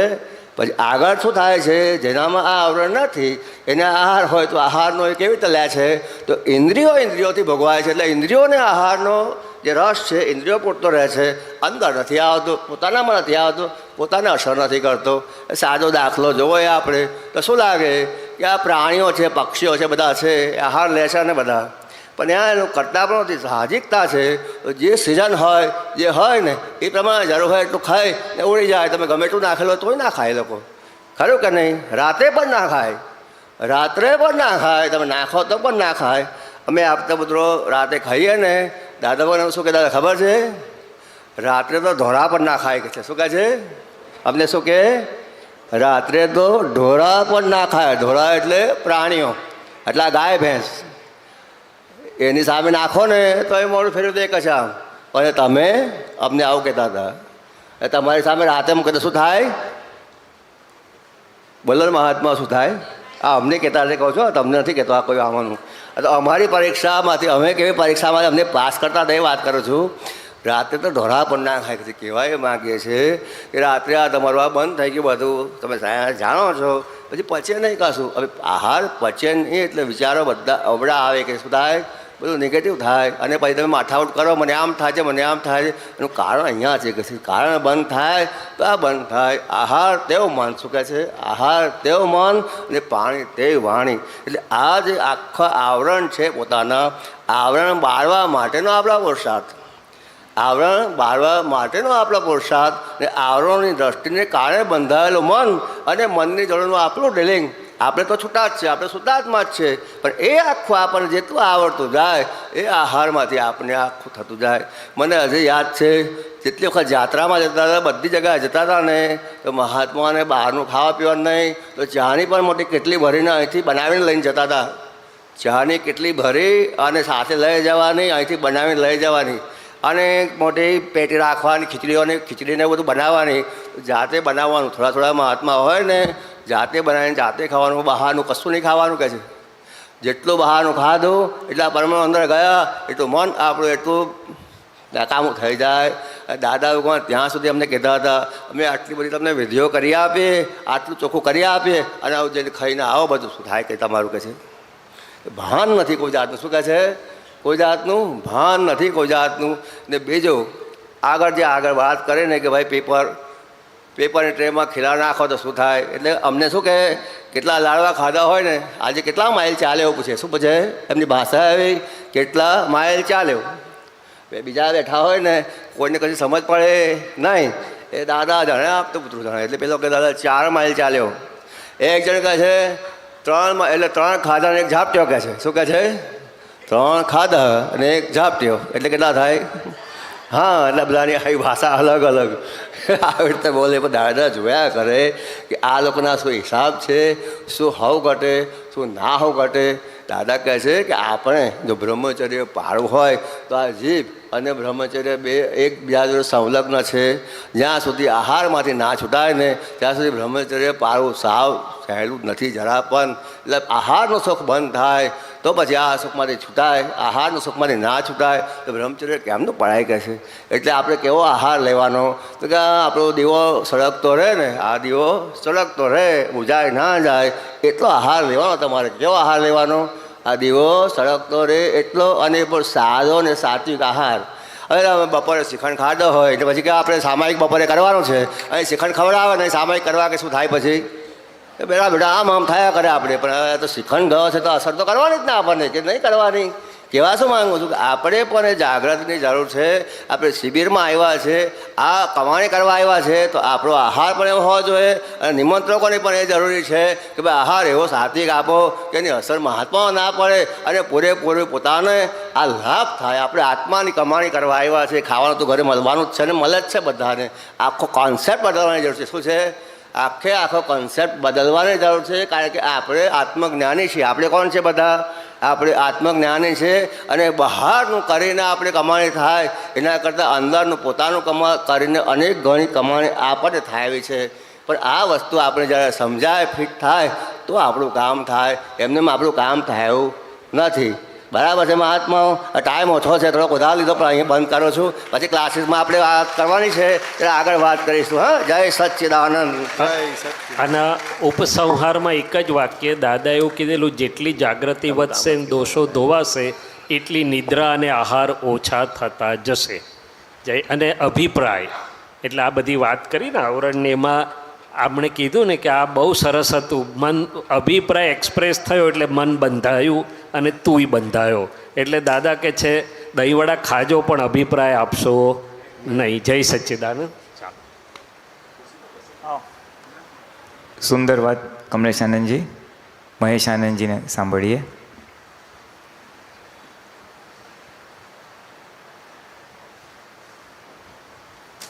અને મહેશ આનંદજી શરૂઆત કરે તે પહેલાં પ્રયોગમાં મૂકજો, શ્રીખંડનો આનંદ સારો કે આત્માનો આનંદ, અને આ હળવું રે તેનો આનંદ સારો. એક ખાધા પછી આ ભારે રે તે સુખ આપે છે કે દુઃખ આપે છે, અને બેઉ સરખામણી કરી જોજો. સચ્ચિદાનંદ. આ દાખલો મારા માટે હતો, ખમણ અને ભજીયાનો. એટલે ઓફિસમાં મારે આ રીતે ટિફિન લઈ જવાનું હોય, કોઈ વખત દાદા પાસે જઈએ ટિફિનનો મેળ ના પડે, એટલે દાદા પૂછે તું શું ખાય છે બધું ત્યાં? હું કેન્ટીનનું ખાઉં કે ઘરેથી ટિફિન ભજીયા કેન્ટીનમાં મંગાવીએ. તો કે આપણે ભજીયા ના ખવાય, એટલે દાદા બરાબર છે, બંધ કરી દીધા. હવે શું ખાય છે? તો કે મેં ખમણ ખાઉં છું. ત્યાં મળે ત્યાં તો ખમણ એ ભજીયા એનો ભય જ કહેવાય કે છે. એટલે બનાવનારનું મન કેવું હોય, એના હાથ કેવા હોય, વિચારો કેવા હોય, એની અસર કે છે પડે. એટલે બહારનું ખાવાનું નહીં. એટલે આ રીતે પછી તો ખાવાનું ભજીયા ખમણ બધું બંધ કરી દીધું. પણ પછી દાદા ભગવાનનો એક દાખલો યાદ આવ્યો કે અમે બોમ્બેમાં ઘર શોધતા હતા. ક્યારે શું લેવાય, ખવાય ક્યારે, નાસ્તો કે પીણું ક્યારે લેવાય એની વાત છે. તો ઘર મળતું નહોતું. ખેસીભાઈની પેલી ફિયાટ હતી, 3-4 આપતો તો ડેકીમાં બેસી જતા હતા. ઘર મળે નહીં, શોધવા માટે પાછું ચોતરે ઊભી રાખીએ પાર્કિંગ. ત્યાં નારિયેલવાળો નારિયેલનું પાણી વેચતો હતો. દાદા ભગવાન નારિયેલનું પાણી બહુ પીવે એ ખબર હતી. એટલે પછી ઘર શોધવા માટે પૂછવું પડે ને, ખેસીભાઈ ઉતરે, બીજા ઉતરે, હું ઉતરી ગયો ને સામે લારીમાંથી પાણી નારિયેલનું દાદા માટે લઈ આવ્યો. દાદા ક્યાં શું લાવ્યો? મેં કહું નારિયેલનું પાણી. કોના માટે? મેં કહું તમારા માટે. તે આપણને ઘર જળતું નથી, કેટલું શોધીએ છે, અને હવે નારિયેલનું પાણી જો અત્યારે પીશું તો જે ડેસ્ટિનેશન જવાનું છે, ઘર શોધવાનું છે, તે પણ નહીં મળે કે છે. કારણ કે આપણું ચિત્ત પછી નારિયેલમાં અહીંયા સ્ટક થઈ જશે. એટલે સામાન્ય કેવું છે કે આપણે જે ધ્યેય માટે નીકળ્યા છે તો વચ્ચે સ્ટેશન આવ્યું તો જે સ્ટેશને જે મળતું હોય આપણે ઊભા રહીએ. ને આઈસ્ક્રીમનો પણ મારા જ નિમિત્તે જ્ઞાનનો દિવસ હતો, જે કહે છે ને સાવણભાઈને મારો એક જ દિવસ આવે, 31 જુલાઈ 77 મારો, અને એમનો 31 જુલાઈ 77 સંતરામ મંદિર હમણાં 2-3 દાડા પછી આવશે. તે વખતે ભાવના થઈ આઈસ્ક્રીમ બનાવવાની કોઠીનો. તે વખતે ભરતભાઈએ 12 દિવસ ખાધેલી. તારે આ દાખલો બનેલો ખંભાતમાં, કોઠીનો આઈસ્ક્રીમ હલાવવાનું. તારે દાદા કહે છે આ તો ઠંડુ પડી જાય અને આ આઈસ્ક્રીમ આટલું નુકસાન છે, પણ દાદા ભગવાનની હાજરીમાં ખાધેલો એ મોટી વસ્તુ છે. 12 દિવસ ખાધું. દાદા કહે છે કેવું ભરતભાઈને કીધું, આવું ભરત તું આ 12 દિવસ ખાઈ ગયો આઈસ્ક્રીમ, શું થશે આ અંદર? ખરેખર આઈસ્ક્રીમનું તો ડૉક્ટર સાહેબે કીધું ને, એ ડૉક્ટર છે એટલે એમને ખબર પડે. દાદા તો એનાથી મોટા ડૉક્ટર, એટલે પછી વાત જ કઈ આવી, બધું ઠંડુ પડી જાય. પુલિનભાઈને આઈસ્ક્રીમ બહુ ભાવે છે. હા, એટલે મને ભાવે છે પણ મારે ડાયાબિટીસ છે એટલે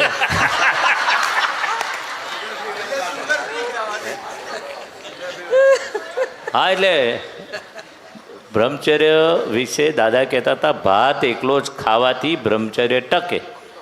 ફક્ત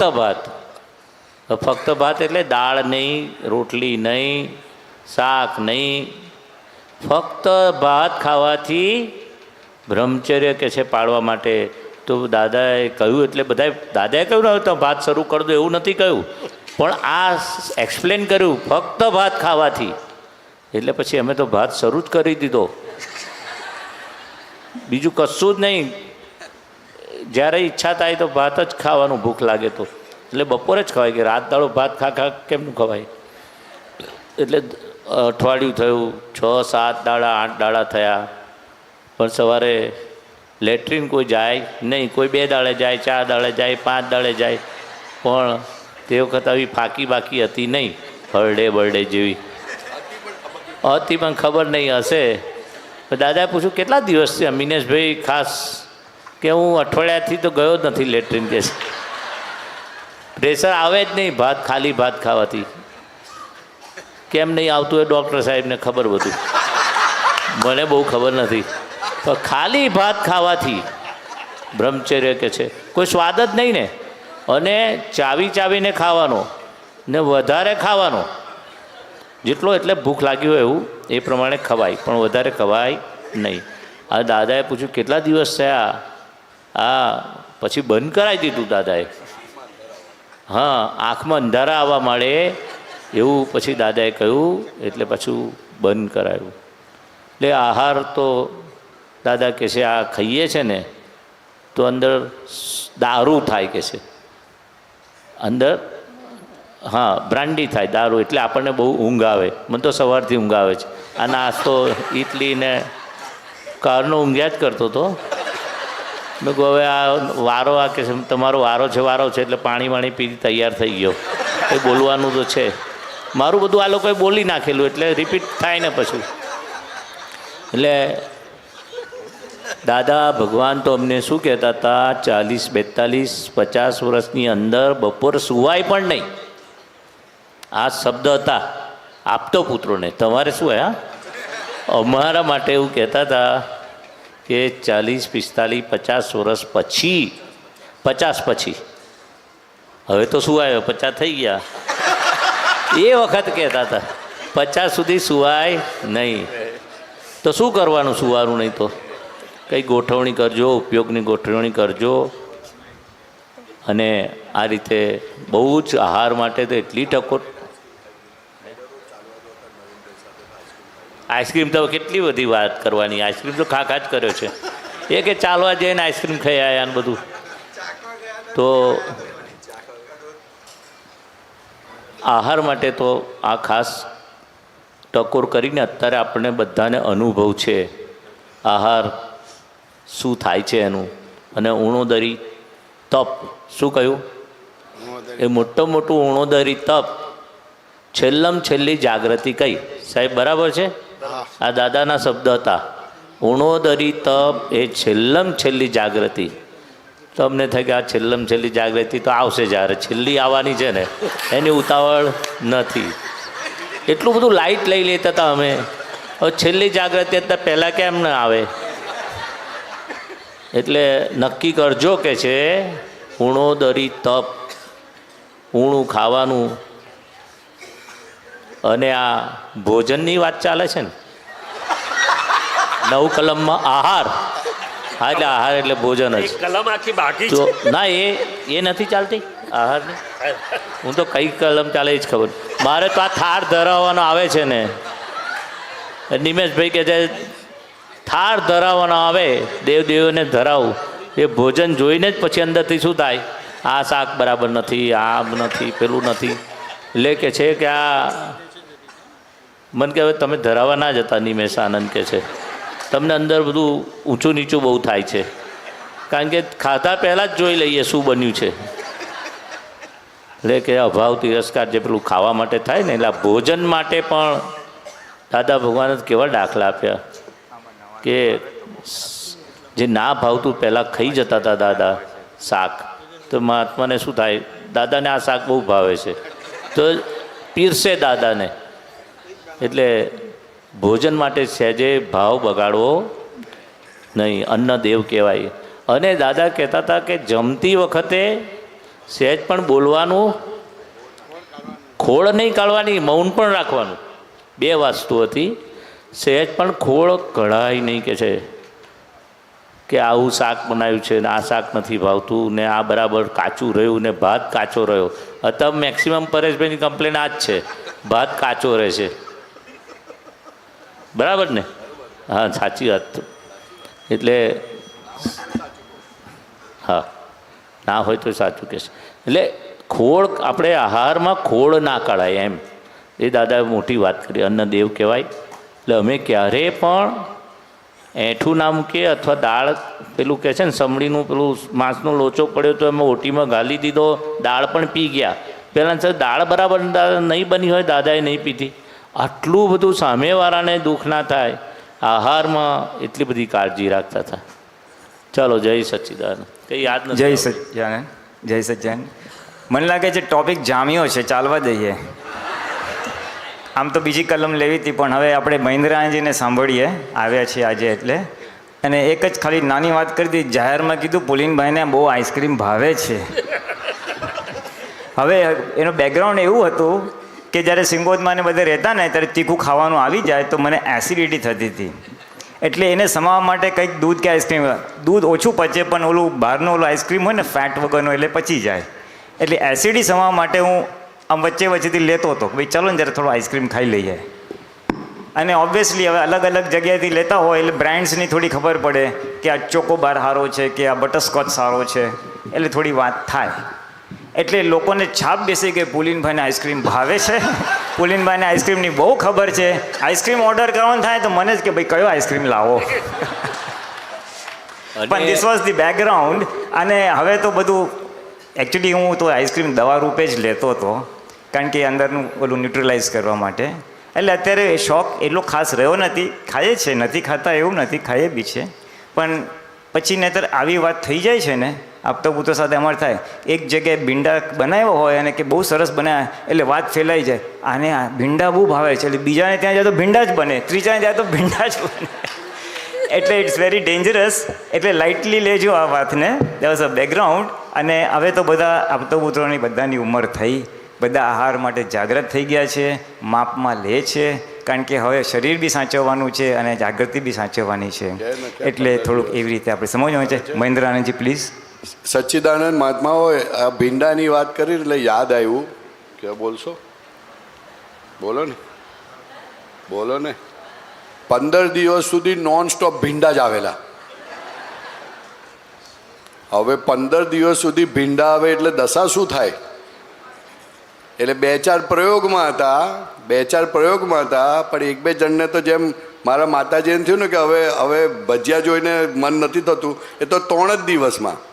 આ તો 15 દિવસ. 15મા દિવસે ઓલા આપતા પુત્ર કે ભાઈ મને માફ કરો, મને બહાર જવા દો, પણ આ ભીંડા જોઈને મને હવે મારે વોમિટ થાય છે. સચ્ચિદાનંદ પ્લીઝ કેરી ઓન. જય સચ્ચિદાનંદ મહાત્માઓ. આ એક મારો એક્સપિરિયન્સ છે. આપતપુત્ર બધા મદુરાઈ ને સાઉથ ઇન્ડિયા જ્યારે આવે, બહુ વર્ષોથી આવે છે. અને પહેલાં જે એ લોકોને ખાવાની અને જમવાની વૃત્તિ હતી ને, એ બધી ખલાસ થઈ ગઈ છે હવે એવું દેખાય છે.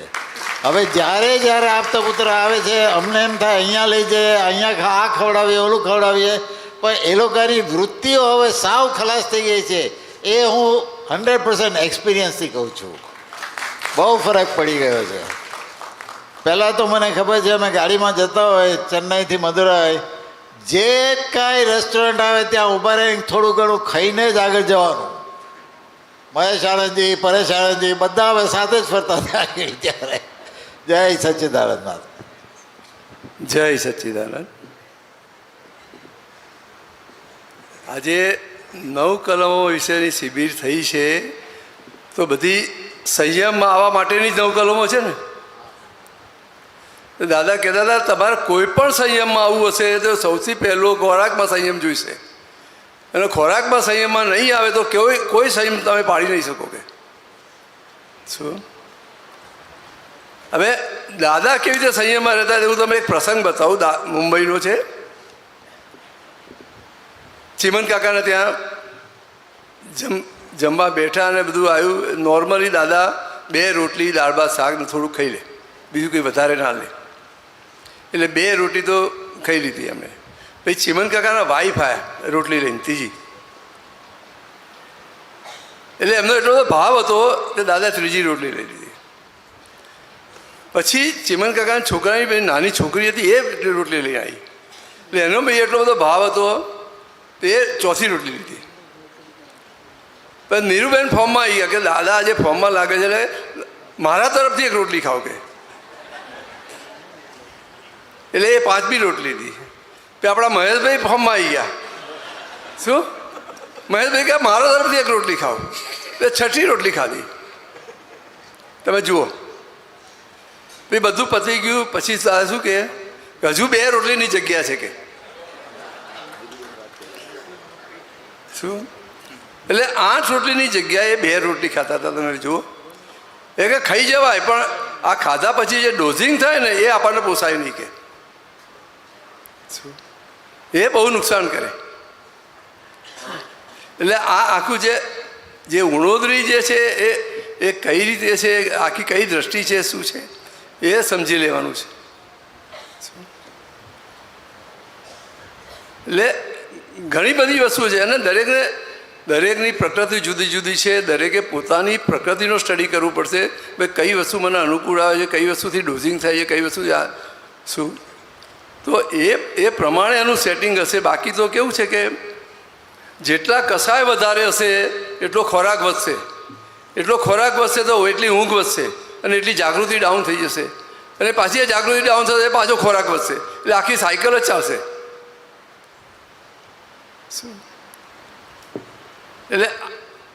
એટલે આટલો મૂળ ખોરાકનો જેટલો સંયમ હશે એટલું તમે વધારેમાં વધારે સંયમ આવી શકશો.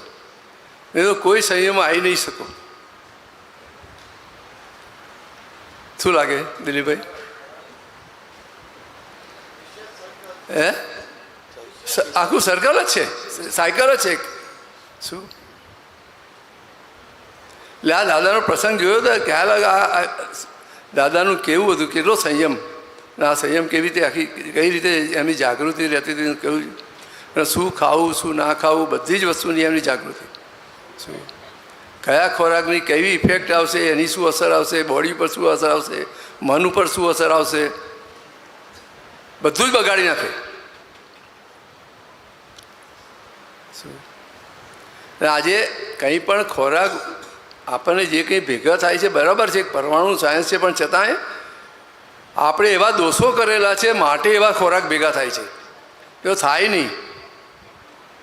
આજે આપણી પાસે પૈસા છે, બધું જ છે, ખર્ચવા પણ તૈયાર છે, પણ કોઈ કેમિકલ વગરનું કોઈ ખાવાનું ભલે છે ખરું આપણને? તો આપણે કંઈક એવા દોષ કર્યા છે, કંઈક ભૂલો કરી છે, તારે જ આવા સંયોગ આવ્યો છે ને. એ તો આવે ને, બધું ચોખ્ખું મળી જાય. આજે તીર્થંકર ભગવાનનો જન્મ થાય છે ત્યાંથી કેટલાય કિલોમીટરના એરિયામાં બધું ચોખ્ખું થઈ જાય છે. તો કઈ એમની પોતાની શુદ્ધિ હશે? બધું નોર્મલ થઈ જાય છે. ઠંડી નોર્મલ થઈ, ગરમી નોર્મલ થઈ જાય, વરસાદ નોર્મલ થઈ જાય, કોઈ જગ્યાએ પાકમાં સડો ના લાગે, બધું જ ચોખ્ખું મળે. તો શું હશે? તો કંઈક આપણે ભૂલો કરી છે તારા માટે આ બધું ભેગું થયું છે ને. શું એ વસ્તુ સમજી લેવી પડશે કે જેથી આ ફરીથી આ ભૂલ ના થાય, કે જેથી આવું બધું ભેગું થાય આપણને. જય સચ્ચિદાનંદ. જય સચ્ચિદાનંદ. ખૂબ સરસ. હવે એક જ વાત થોડી એડ કરવી છે મારે.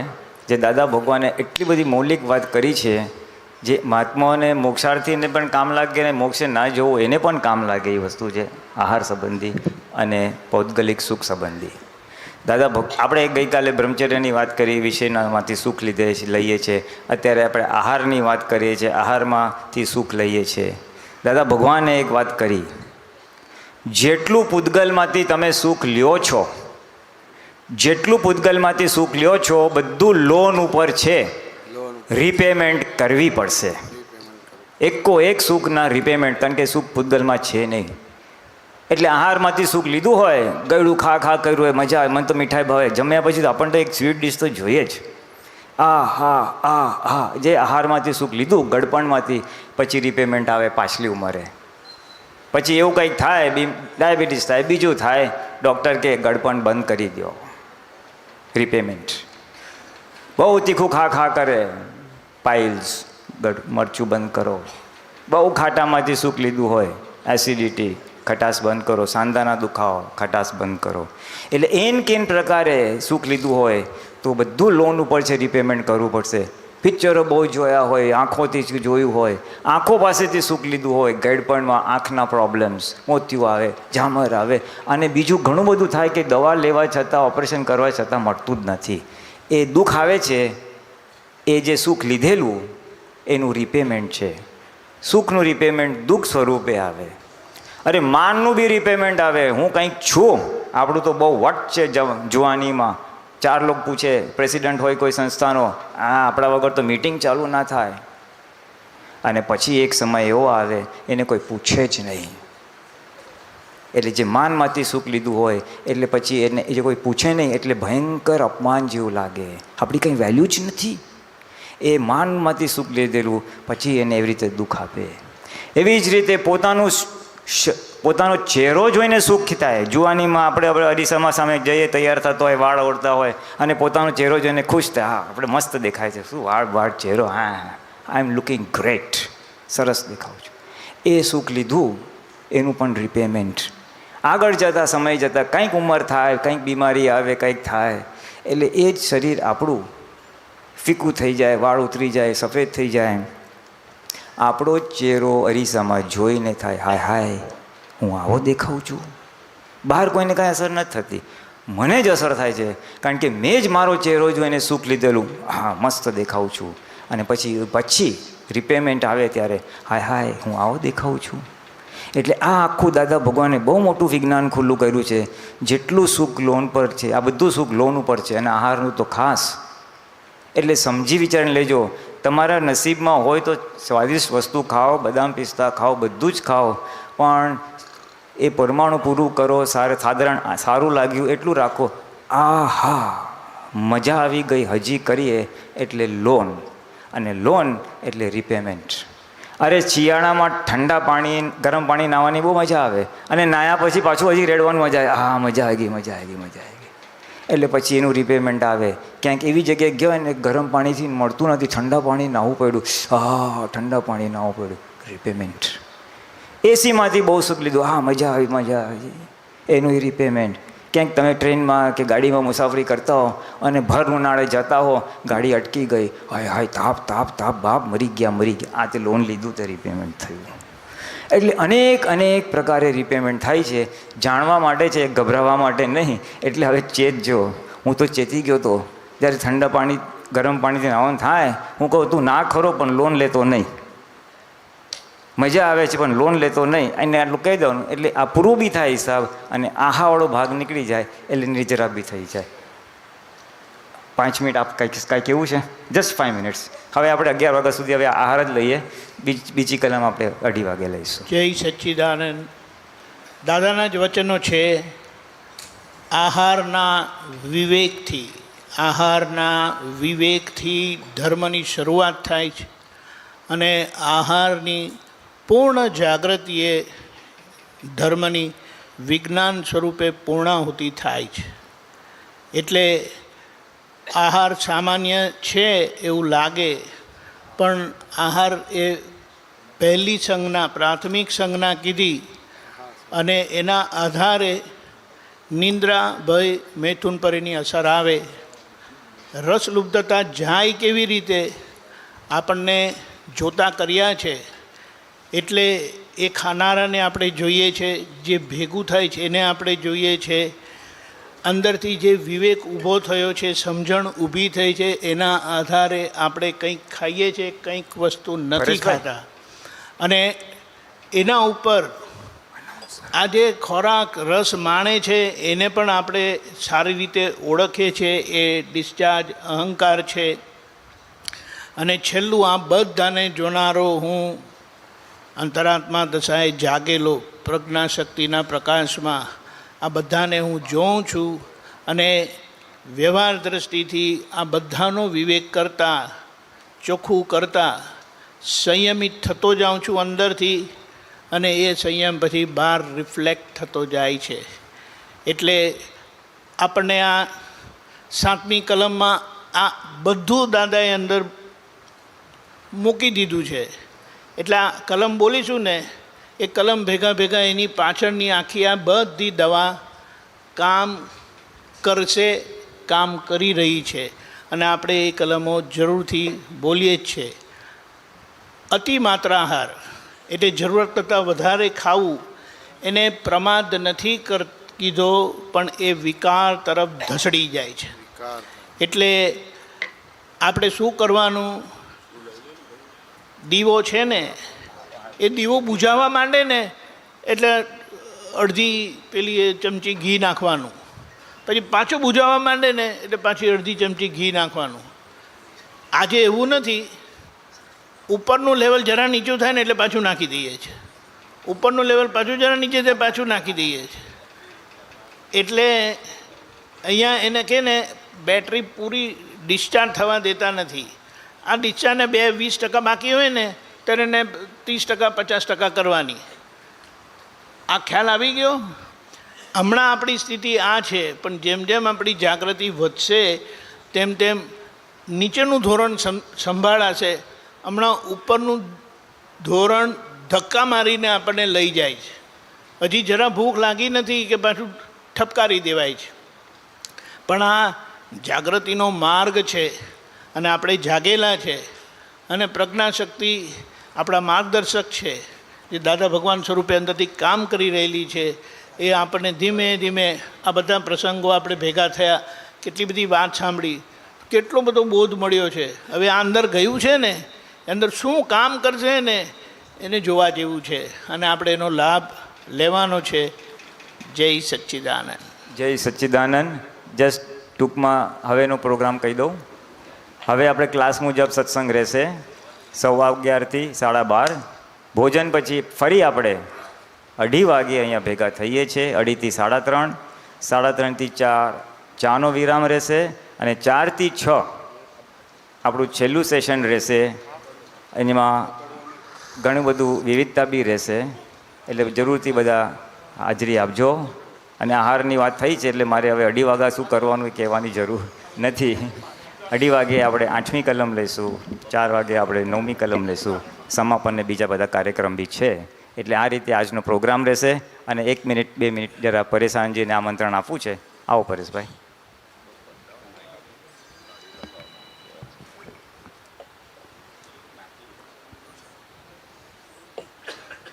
સચ્ચિદાનંદ મહાત્માઓ, દાદા ભગવાનની આજ્ઞા અનુસાર દાદા ભગવાને આપતા પુત્રોના હાથમાંથી પ્રોમિસ લીધેલું. દાદા ભગવાનને પૂછવામાં આવ્યું કે દાદા તમારા ગયા પછી એવું કંઈક કરી જજો કે જેથી કરીને લોકોનું કલ્યાણ થાય.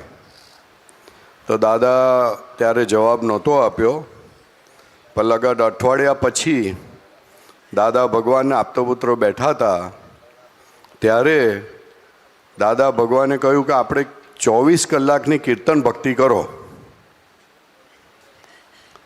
હવે લોકો ભક્તિથી પામશે એમ કરીને દાદા ભગવાને આ પ્રસ્તાવ મૂક્યો. તો આપતો પુત્રોને પૂછવું કે થશે? દાદા થશે પૂછે એટલે આપતો પુત્રો તો તરત હા પાડી દે, હા દાદા થશે. તો જેવું બોલ્યા ને થશે, તો દાદાએ હાથ આમ કર્યો, પ્રોમિસ આપો. શું કહે છે? તો સાહેબ 10 10 10 12 જે આપતો પુત્રો હતા બધાએ દાદાના હાથ પર હાથ મૂક્યો અને પ્રોમિસ આપ્યું કે હા દાદા ચોક્કસ થશે. ત્યારે હું દાદાને મળતા પહેલાં એટલે 5 વર્ષ 7 વર્ષ પહેલાં શ્રીરામ જયરામ જય જયરામની એમાં જતો હતો. તો એ જાઉં ને તો આખી રાત એક ભાઈ ગવડાવતા હતા, આખી રાત. પણ એ પિક્ચરના ટ્યુન પર ગવડાવતા હતા એટલે મને ગમતું નહોતું. અને દાદાએ પછી આ વાત કરી, મેં કહ્યું મરી ગયા, હવે આ પાછું અહીંયા આ જ આવ્યું. પણ ત્યારે મને ગમ્યું નહોતું. અને આજે એ દેખાય છે દાદાનું વિઝન કે આ જ કીર્તન ભક્તિથી આખો સંઘ બધા મહાત્માઓ ટકી ગયા છે. નહીં તો કોઈ વસ્તુ એવી નથી કે જે બધાને બાંધી રાખે એક સાથે. એ દાદા ભગવાનની આજ્ઞા અનુસાર અમારા મધરે કીર્તન ભક્તિ રાખી છે કામરેજ 4 રસ્તા આવતા શનિ રવિ. તો એમની ખાસ ભાવના છે કે બધા મહાત્માઓ ખૂબ આવો અને કીર્તન ભક્તિનો લાભ લેવાની અમને શક્તિ આપો. જય સચ્ચિદાનંદ. અને સવારે 1 મિનિટ, સવારે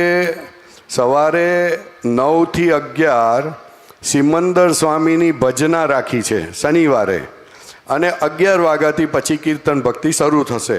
પણ 9 થી 11 સિમંદર સ્વામીના મંદિરના ગભારામાં ખાસ ભક્તિ રાખી છે, સ્તવના રાખી છે, અલગ અલગ રીતો રાખી છે ભગવાનની ભજના કરવાની.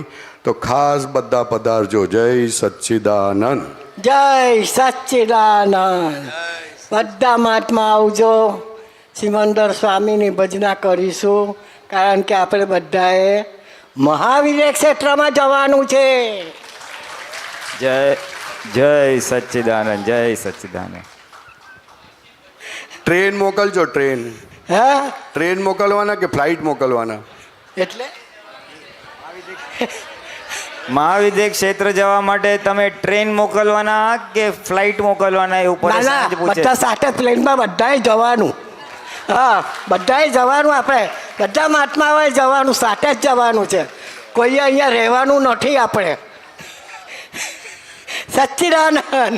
જય સચ્ચિદાનંદ. મહાત્મા એક છેલ્લી સૂચના, જે પ્રભાવનાના પાસ આપ્યા છે તે આજે પ્રભાવના બપોરે 1:30 થી 2:30 અહીંયા બહાર છે, ત્યાં કાઉન્ટર લઈને ઊભા હશે.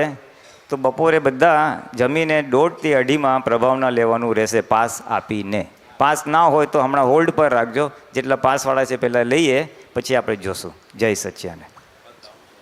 હવે આપણે ક્લાસ વાઇઝ 2 લાઈન આપણે પૂરું કરીએ છીએ, સમયની મર્યાદા છે. હવે આપણે 11:15 થી 12:30 ક્લાસ, ભોજન પછી 2:30 વાગે ભેગા થઈએ છીએ.